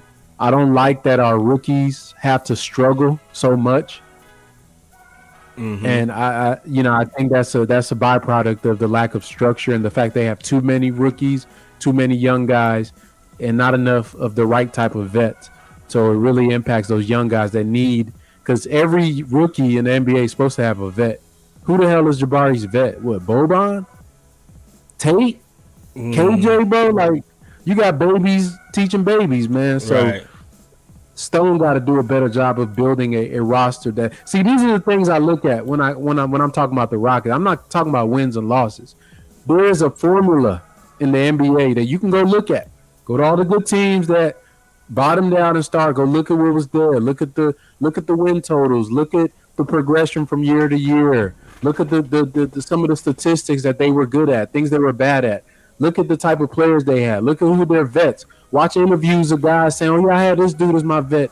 He was my vet. I had a guy, this and this." There's a formula the NBA has. You can't cheat history. You can't skip steps. And I feel like the Rockets are there's some gaps in some of the things we're doing, and everybody's like, "Oh, they're tanking to be tanking." To me, when you say that, you just tell me you ain't looking hard enough. That's all. You seeing the results and assuming that the process is being done correctly, because the results are naturally supposed to be bad. But I look at the process, whether it's good or bad, there's still a process within the process. And to me, they missing on some things. That's where I'm at. I agree with you too. JB Johnson says, my thing is KPJ isn't a point guard. Jalen isn't ready yet. Sengun is too small to play center on a winning team. Damn. You might be. Who's that? JB? JB Johnson says that he might JB, be. How you watch the games, bro? He probably mad as hell watching. Straight up. Terry Roberts, appreciate the super chat, my man. Terry. You know how we go. Terry Roberts says Stone a C, Silas a D, a overall C. He said Silas a D, bro. He gets Silas a B. He gave Silas a D. Silas D. Oh damn. Overall C. Okay. I ain't mad at that. I mean, Silas couldn't get a C minus, bro. At least that's for passing. Nah, he ain't even passing, huh? he straight D. Silas failed, man. That man got to take the class again, bro. Straight up, huh? Appreciate that super chat, my man. Terry Roberts. You know how we do it. Here we go. We got Step Back Take says, not gonna lie, I was not a fan of the Harden era. With the name Step Back Takes, I would think that's why you have that name. That's kind of surprising, Step Back. I'm not gonna even lie. I ain't gonna bro. You thought that was why he had his name like that too, huh, bro? I swear to God, he was a Harden fan. Me too, bro. That's crazy. I guess it's coincidence, bro. He's just a fan of the Step Back. Maybe it was a play on words or something. Okay, you can explain yourself, Step Back, in the chat, bro. Harden St. Clair says the highlight video though, Frank, don't scoreboard me for my Wemby. Highlight video of Harlan St. Clair's takes. Straight up, huh? Just put them all in succession. Uncle Trill says, I think EG has already rubbed off Sally. I hope you wrong with that, Uncle Trill. I hope you wrong. I hope he ain't rubbed off on these guys. DJ Darkside, what's happening? He says Jalen and Cade got a real rivalry. Jalen has always felt like the better player, but Cade has had better teams. I can see that. Yeah, I think Jalen is a better player than him. As far as the team, the Pistons are built more balanced, and they have like the makings to be like a team that could pop up in a year or two. So that's what I'm like, having balance. They got a coach that's won, that understands winning. He's been a winning coach of the year. Like, y'all, let me ask this, Space. Go ahead. You can't tell me there's a job in America, hell, in the world, where you could have the option of hiring a person that's been good at their job. Like, this person got employee of the year. They've been, employee of the month, half the year. They got all these recognition awards. They didn't went to the national seminar. They spoke at this event. Mm-hmm. Then you got another dude that's been like, you telling me that it doesn't make a difference? Like, people just bypassing a coaching. This is not slander on Silas. I'm just saying, like, we competing with other coaches that are more decorated. They've done more in the NBA. They've won. That matters. Every time we go into a game against a Steve Kerr, against even a Ime, or even some of these guys, even the Pistons coach, we have a disadvantage because we are going against somebody that's better than our guy. People look at players. That coaching seat, to me, that's damn near half the battle. So, yeah, the Pistons, they got a better situation because they got a better coach. I trust Dwayne Casey to build winning habits and get a team to the playoffs. Hell, if he didn't have to face LeBron, he might have a championship. Yeah, you know what I mean. So yeah, they're all right. I like the Pistons. I like their roster. For sure. DJ Darkside says Wemby be hooping. You can see all his games on the NBA app. Harden St. Clair says, man, there were plenty of high scoring teams on Nelson's teams. Nelly Nell, yeah, I like the Nelly Nell. JB Johnson says, I thought Jalen Green was better. Harden St. Clair says, y'all remember Run TMC? That sounds so familiar. I remember that. What was that? That was oh Lord, I gotta look that up. That sounds so familiar, bro. Let me see. Run TMC. I know it'll come back to me as soon as I Let's see. Run TMC, Tim Hardaway, Mitch Richmond, Mitch and Chris Richmond. Mullin. I knew it was Tim Hardaway. I Yeah, couldn't think of yeah, Mitch yeah, yeah, Richmond. yeah. Yes, I remember them. I remember them, bro. That was Oh, Golden State Warriors. Don Nelson. Yeah, yeah, they was on the Golden State, right? They was Golden Golden State. State. Yeah, that was when they was. Yep. The Yeah, Warriors. yeah, Yep. yeah, yeah. You right. You. Right. I know that sounded so familiar, man. That man, y'all giving me flashbacks up in here, bro. Like, I got to get down deep in the repertoire for some of these right here, bro. For real. DJ Dark says I think Jalen better than Cade. I really think if he can beat Cade and get his basically a chip, it would mean more to him. I think a chip means everything to all these guys. I don't know if one guy feel like my chip is better than chip. But except for LeBron. LeBron said when he won that 3-1 chip, that put him over. He was the GOAT. Yeah. So, I don't know. But I think a chip is a chip, bro. Like, at the end of the day on your resume, it's going to say, you won a championship. And then it's going to be up to us fans to really, and writers, and really just to judge about how hard was the path to the chip. But I'm pretty sure KD is just fine with his 2 championships he won with Golden State. You know what I'm saying? Even though people call him fraudulent or whatever, I bet you he sleep good at night with those 2 championships.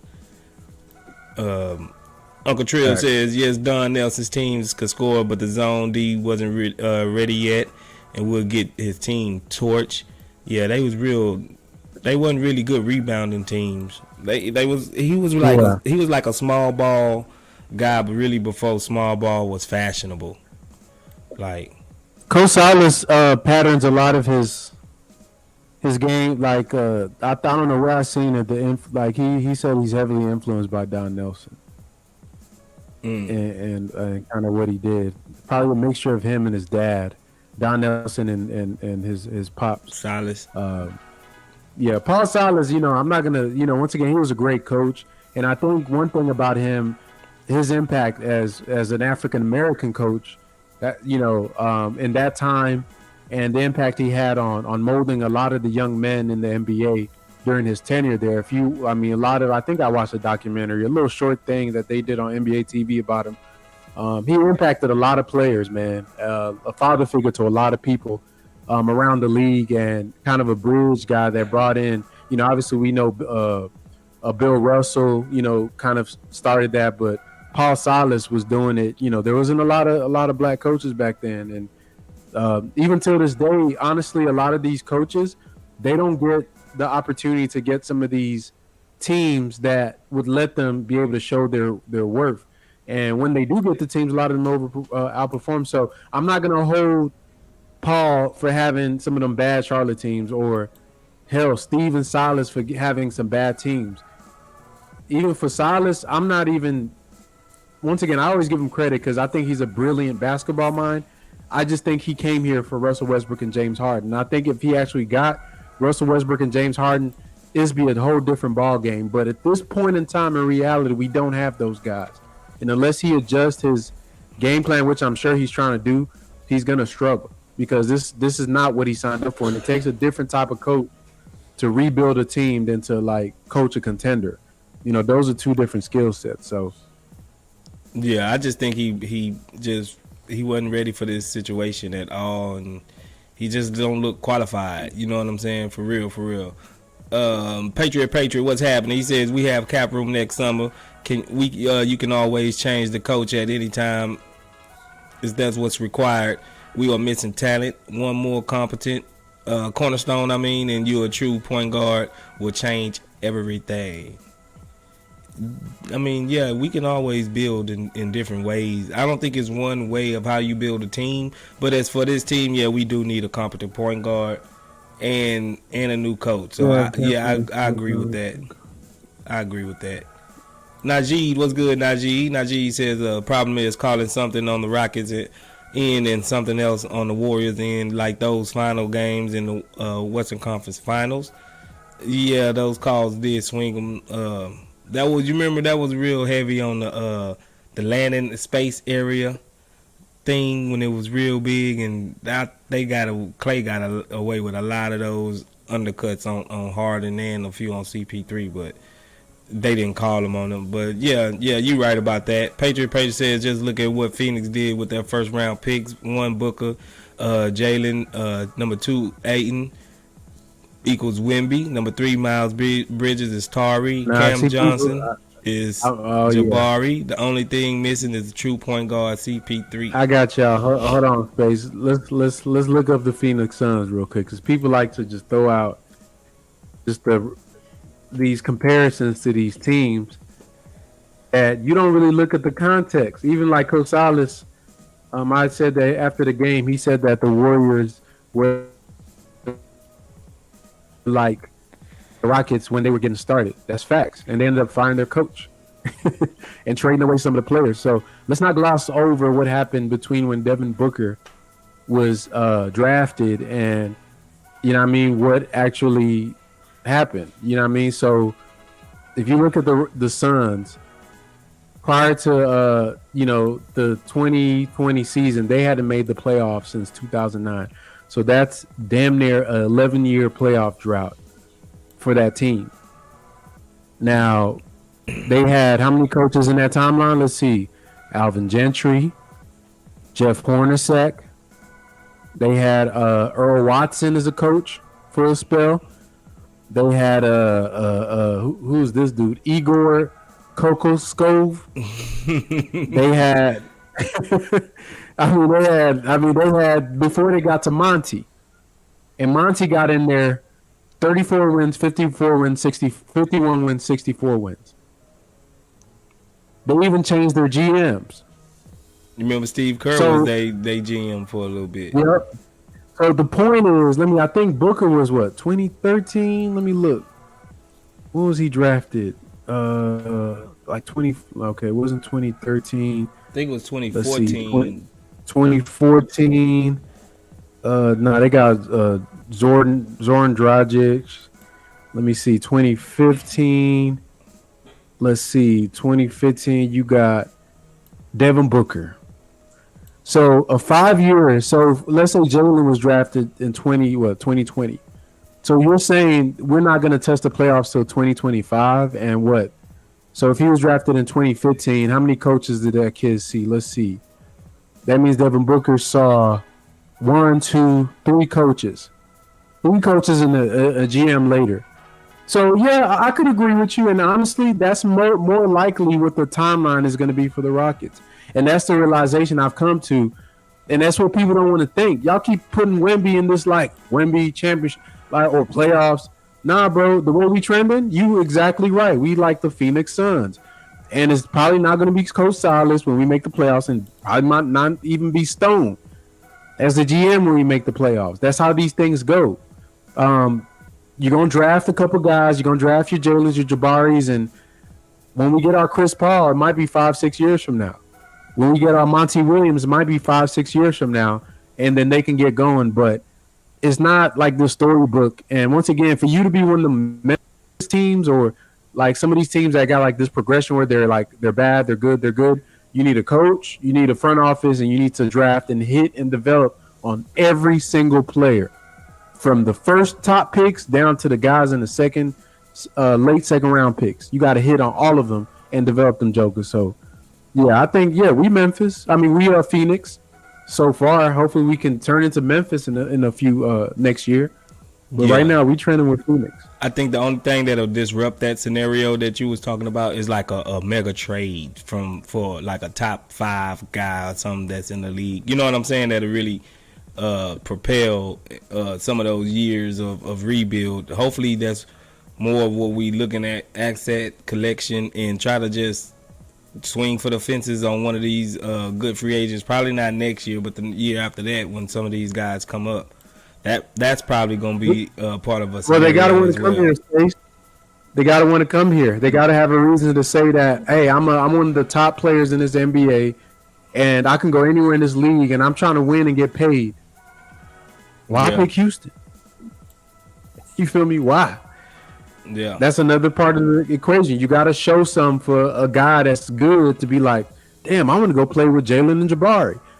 I want to go play with Kevin Porter Jr. I want to go play for Coach Silas. Do you think there's players watching our games, playing us, thinking like, damn, I could see myself here. I gotta Yeah. share a rep with Dacian Nix and hope he don't look me off. Yeah, bro. I mean, it is what it. I mean, hopefully we can start showing a little bit more competency, man. Because you right, bro. It's just it is like I don't see us being a clear cut. Like I said, unless it's maybe we trade for somebody and they ain't got no other option. Yeah, hostage. Yeah, they got to be hostage here for a couple years or something, and then end up liking it on an accident or something. But yeah, you right, and it's a lot of luck that people don't know. Got to go into drafting, making the salaries right. It's a whole lot of stuff behind closed doors. The reason why these guys get paid millions of dollars to do this, because it's not as easy as 2K just lining them up and I'm a force trade this and get these guys over here or something like that. But yeah, you right, bro. Here we go. Harlan St. Clair says Tim Hardaway and Mitch. JB Johnson says got to have coaching. Xavier Hall says how much of a presence does Lionel Hollins have thus far? As far as don't seem like much, because we are still one of the defensive. Hey, don't he look like he just be smiling, bro? He like, be too happy on the sideline. Like, it's just happy-go-lucky, bro. Like, his defense ain't out there getting torched for 50 against Ja Morant. Like, Ja Morant ain't putting 50 on your defense head right now, bro. And he just smiling over there, cackling with him and John Lucas. I be like, is he high, bro? Like, why are you smiling, bro? You down 30, dog. Like, what happened in the... Especially, you made a tape about this man being this hard nose. Man, making me look bad, bro. Like, what is that? Man, I ain't seen a bulldog face yet, bro. I ain't seen that mug yet. Bro, that man retired, bro. He retired, bro. Man, they just collecting checks over there, bro. Now he just collecting the check. He a consultant. Yeah, consult John Lucas. That's it. I don't even know what he doing now, because our defense don't look no different from what we did the last 2 years, man, bro. That man just sit there and smile, bro. Yeah, he Coach Smiley number 2. Straight up. Jake LeBron says y'all do a live every day. Nah, not every day, bro. We really had some spare time, since we ain't really had some games coming up for a few days. But I do live stream mostly before games and after games. So on game days, if you're not doing nothing, you more than welcome to come in to the pre-game chop-ups and the post-game chop-ups with me and Frank. He be there most of the time. So yeah, we do it when we can, but mostly we try to schedule them around games. You know what I'm saying? Uncle Trill says Holland is waiting in the wing. I don't know what for, Uncle Trill. I don't know. He seemed like he cool. He retired and now he really chilling, bro. I think. I'm like, bro, do you like we are down 30, coach? You're not paying attention? You probably think you're on another team. You probably think you're on the other team, bro. But man, yeah, go ahead. Yeah, they dragged this man out of retirement. He's still in retirement mode for real. Here we go. Xavier Hall says, was Silas' father a good coach? Man, I think we answered that, Xavier. You might have to rewind the tape a little bit to go back, man. But as Frank said, the apple don't fall far from the tree, if you get my drift. Jake LeBron says, I believe we should put Jake up in the G League, because there's no reason for him to sit on the bench. What you think about Jacob's situation, bro? Because he seemed like he ain't said nothing either. You seen a little tweet that Mark Berman put out with Coach Silas, naming all the soreness, the people that were sore or injured or maybe injured or probable, and he was naming all these players, and he was like, Alp is sore and Kevin is sore and Jalen is sore, and he got to Josh Christopher and he's saying Josh is sore and I don't know, from like lifting weights or something. Like, he had to add that little comment. He don't even know why this man is sore. He like, bro, I don't know why he's sore. I ain't been playing him. I don't know why he even sore. He said, I don't know, from lifting weights.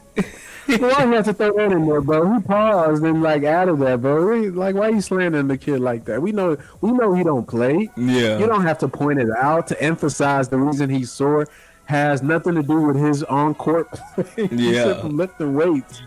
That's the I be sore from lifting weights, man. He out here sore like me.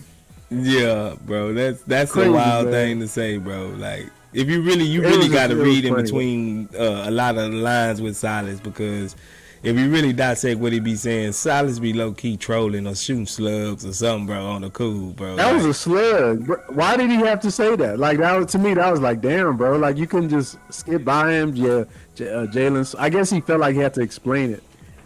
bro, I'm telling you, this man Jacob did something to Silas, bro. I don't know what it He must was. It have, was bro. halfway disrespectful because he just don't have the same vibe with. He used to light up when you mentioned Josh Smith back, last year. Like, yeah, Josh, he's really working. He's one of the hardest workers. He does this, he does that. Now it's just more like, yeah, he hurt, but I don't know why. Like, how did this man fall so far from grace so fast, dog? Under That's Silas, crazy. I really don't know. Tim Dunn says Silas coaching tree no roots, no branches. Yeah, damn. Tim Dunn, he have no love for Silas, bro. Darkside DJ says Penny couldn't get anything out of him on the base. Now base look like a star. I'll pass. Do you think you want to put that on Penny? It seemed like he might have had some problem of his own that he was dealing with. Yeah. JB Johnson says foundational pieces: Jalen, Jabari, Tari, KJ Garuba, second tier KPJ and Sengun. I don't have no. You want to put Garuba in the first tier already? I mean, Nah, hell nah. That's aggressive. I ain't gonna say he a foundational piece. The only foundational, like if y'all talking about foundational, right now is just really just Jalen and Jabari and Sengun, maybe depending on how they utilize them, and that's a maybe. But the only people you could say are those two top 5 picks, and if you blow those, then you're in trouble. So yeah, everybody else, somebody had put a thing talking about they named all these players that are untouchable on the Rockets, like KBJ and like, nah, bro. It's only 2 players that's priorities right now, and that's the 2 guys that was in the top 5, top 3. Everybody else is like, yeah, you could trade them. They might make some moves, but the ones I think if you had a totem pole, the number 1 top dog would be Jalen Green and Jabari Smith right under him. yeah, I agree with that. Tim Dunn says I'll take Penny. Hell, I'll take 50 Cent over Silas. Step back rating, the offense is a D plus. The defense is a D. Tim Dunn says a F minus. Step back take says coaching is a F. Step back take says I wish we can grab Iguodala. I don't know how much Iguodala got left. Iguodala. As a coach or a player? I don't know. Maybe I'm hoping he meaning. I don't know. That'd be interesting. Iggy's smart now. That's a smart dude. But you remember that clip from the finals when he was getting on was it Kuminga? I don't remember. I think it was like he was like telling them what to do. I mean, I like stuff like that, but I don't think he can. He probably needs to sit under Steve Kerr a couple years. But I think Iggy probably be a great coach. Hey, he might be, because those are the type of people that are a great coach, that know they role type of guys, that really just that hell of a superstar. Those type of guys that really become a great head coach. Yeah. DJ Darkside says we got a roster. This formula is for us to be hitting our stride when Braun, KD, and Curry go on a decline. Yeah, I see that coming anyway, but we do got to watch out for some teams though. Like Memphis, it look like they might be good for a long time. If we getting over that hump, I think Memphis is gonna have to be one of those teams that we're gonna have to face, pretty regularly, and maybe Dallas with Luka. If Dallas do the right thing. They got a lot of young talent in the NBA, man. Hell, the Kings starting to look like they might figure out something. Who knows? We'll see how they crash out. You know what I mean? But we right there. I think OKC, we got to compete with them. For some of that, New Orleans, they got their core is pretty young. Brandon Ingram only 24. Zion about 20. They got a bunch of babies over there that's getting playoff experience. To me, those are the type of guys that's going to be perennial like contenders because they getting it young. so they get a taste of it and they know what it takes. So, yeah, it's a couple of teams, man. I mean, I know everybody in the NBA wants to be good, bro. So we compete not only with the team we play every night, but we compete with the entire league, the coaches, the front offices. It's a dog eat dog world, man. You just because you got some nice pieces, everybody do. Yeah. What sets us apart? You know what I mean? Everybody do. Yeah, facts. Red is not a flavor says Silas is definitely a D. JB John says Houston Rockets equals D plus. Uncle Trill says Silas is just a young Dwayne Casey. Kenny S says Rockets right now are like a C minus, a D plus. DJ Darkside Catastrophe says Run TMC was Golden State. Yeah, Kenny is Golden State. Man, we way back there on the comments, huh? Jay Smooth says we can't get Wembanyama this year in the draft. We should get Scoot Henderson and bring KPJ off the bench. Step back take. See, he explained why he took the step back. Right before did he? Like 2 before JB. Go ahead and read it then, Frank. I can't see it. Oh, okay. Yeah, he said that the reason it says LOL, a brand thought I might get into content creation, and the name Step Back made sense because of Harden, but I like the move in general. Okay. MVP D Rose had a nice one, won some games on it, and Dirk had a nice one. Okay, I guess that makes sense. That makes sense, but still, bro, that's you definitely. If you're a Rockets fan, that's going to be associated. Then Dan Deach said that Silas has been consistently inconsistent with players' minutes from day one. Yeah, that's facts. That's an understatement. That's facts. Then you go ahead now. I think from where you were, you read off Jay Smooth and Darkside, I think. Oh yeah, Darkside was Dark says I keep telling boys the KPJ Green situation could be like Ellis and Curry. You never know. You might be right. That's something that time's gonna have to tell us. Zach says the same with the Milwaukee Bucks when they had Jason Kidd. Dan Deach says there was no logic in not starting Sengun to start the season, in my view. Yeah. I think. Do you want to enlighten us on that, Frank? Why you think they did that? I think I explained it. If you go watch the video I made about why our offense looks so bad, it's because Sengun doesn't fit Silas's offensive system. That's why, and he's gonna trust his system more than the talent of a player, which to me is not a good sign for a coach. So the 5 out, he's gonna try to find out if he can make it work one way or another. And one of the key parts that he had in Dallas was giving Luka pick and roll threats, whether it was Willie Cauley-Stein or they were using what's that other, the light-skinned dude that's there right now? Powell. I'm forgetting. Powell, yeah, Dwight Powell. And then they can give him pick and pop options with like Maxi Kleber and all these guys and Chris Stapps when he was there. So we've seen what bigs in Coach Silas's system do.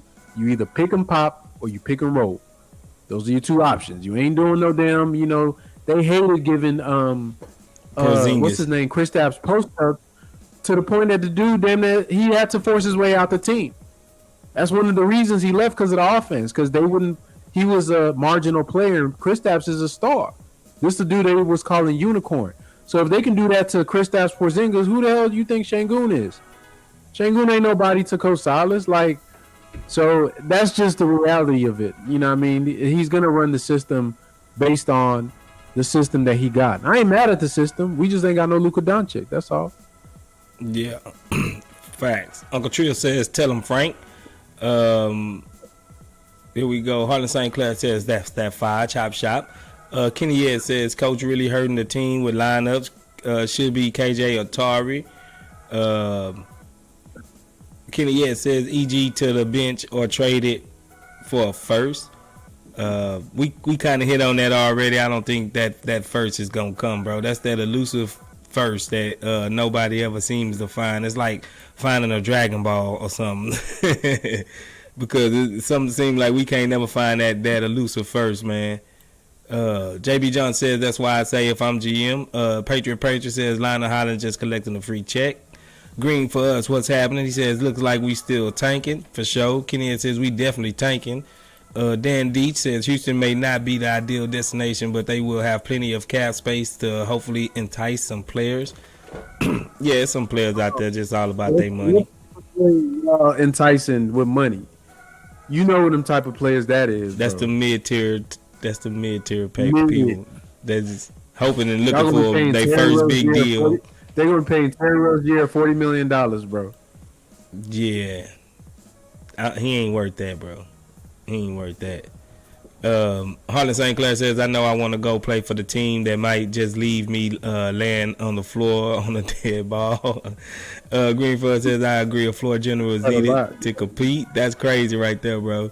Harlan St. Clair says, and I know I can give up the line drive, 3 to 4 passes to close out the clock. Here we go. He says, or mosey across the timeline and just be fine. Jake LeBroom says, how y'all feel about the Rockets Twitter?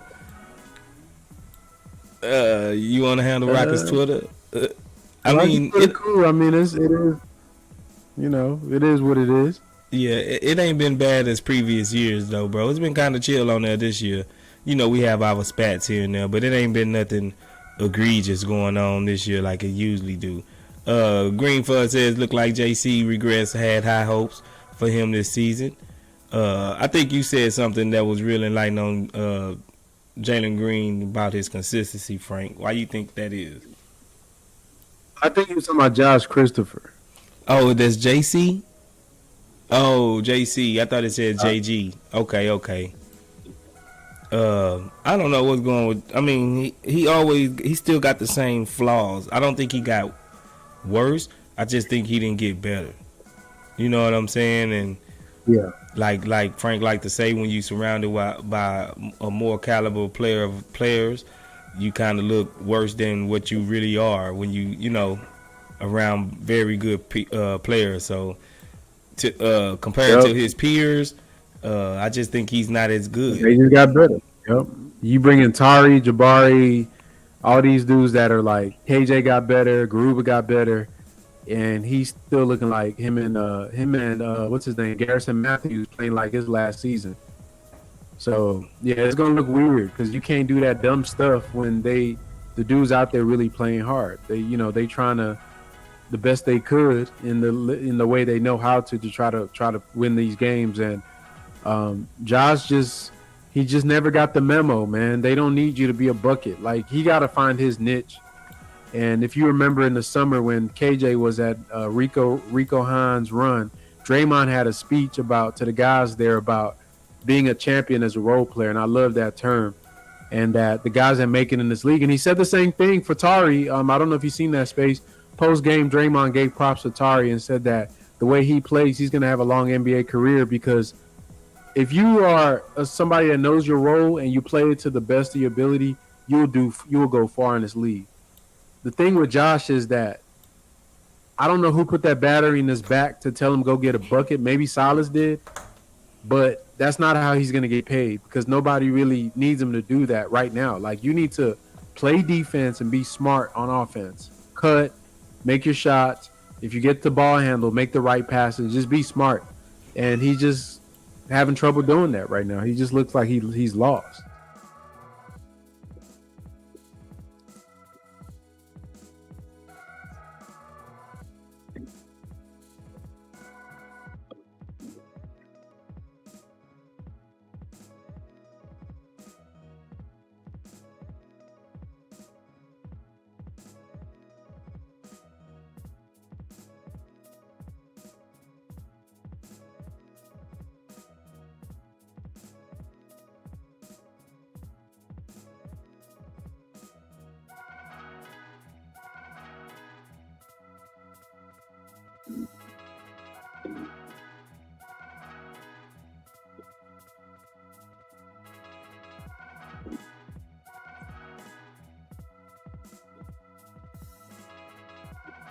Talking about Ime.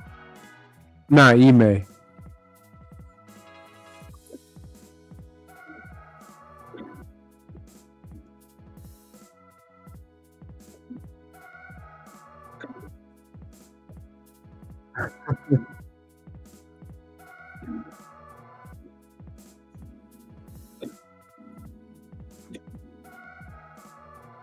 Oh, okay. My bad.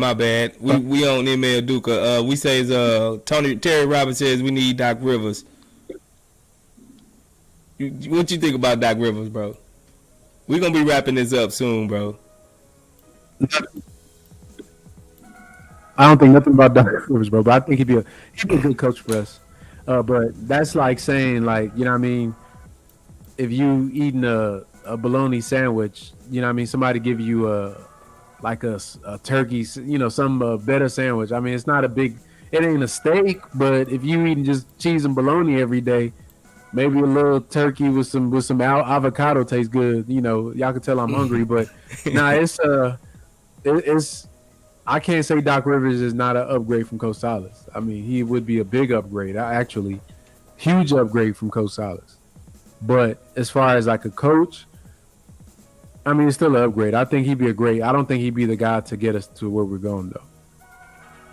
Yeah, me either. But I'm not, like you said, as long as he's better than Silas right now, we just looking for like those steps. Like maybe Silas got the most development out of this team that he will get, you know, this year. And he ain't maybe he's capped out. And then somebody else got to come and then teach him how to actually start winning. And then maybe they just not good enough to win a championship. Then you need that championship level coach. It's almost stages to it, just like any other thing, you know, unless if the coach is just not that guy starting straight off the rip. But we're gonna keep it going. Green for us says Sam Cassell would be my choice. United South Enterprises says, what we gonna do with Tata in the G League, bro? He getting it in. Okay, they was telling me I was muted. Scoot, what's good? He says, Doc Rivers, please don't. He says, Doc can develop a young team.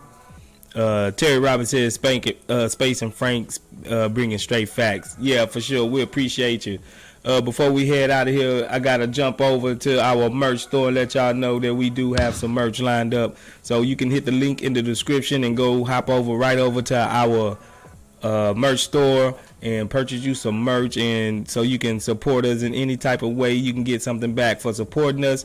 We did reach our merchandise goal of $100 last week with 118. So appreciate everybody that participated and bought something for the loved ones, or maybe it's a Christmas present, or whoever you got it for. We appreciate y'all and thank you. And the shipping is not taking quite as long for some people than other people, so we just ask you to be patient, and you will get your product whenever in a timely manner that you order it in. So do you have anything to say before we wrap it up, Frank?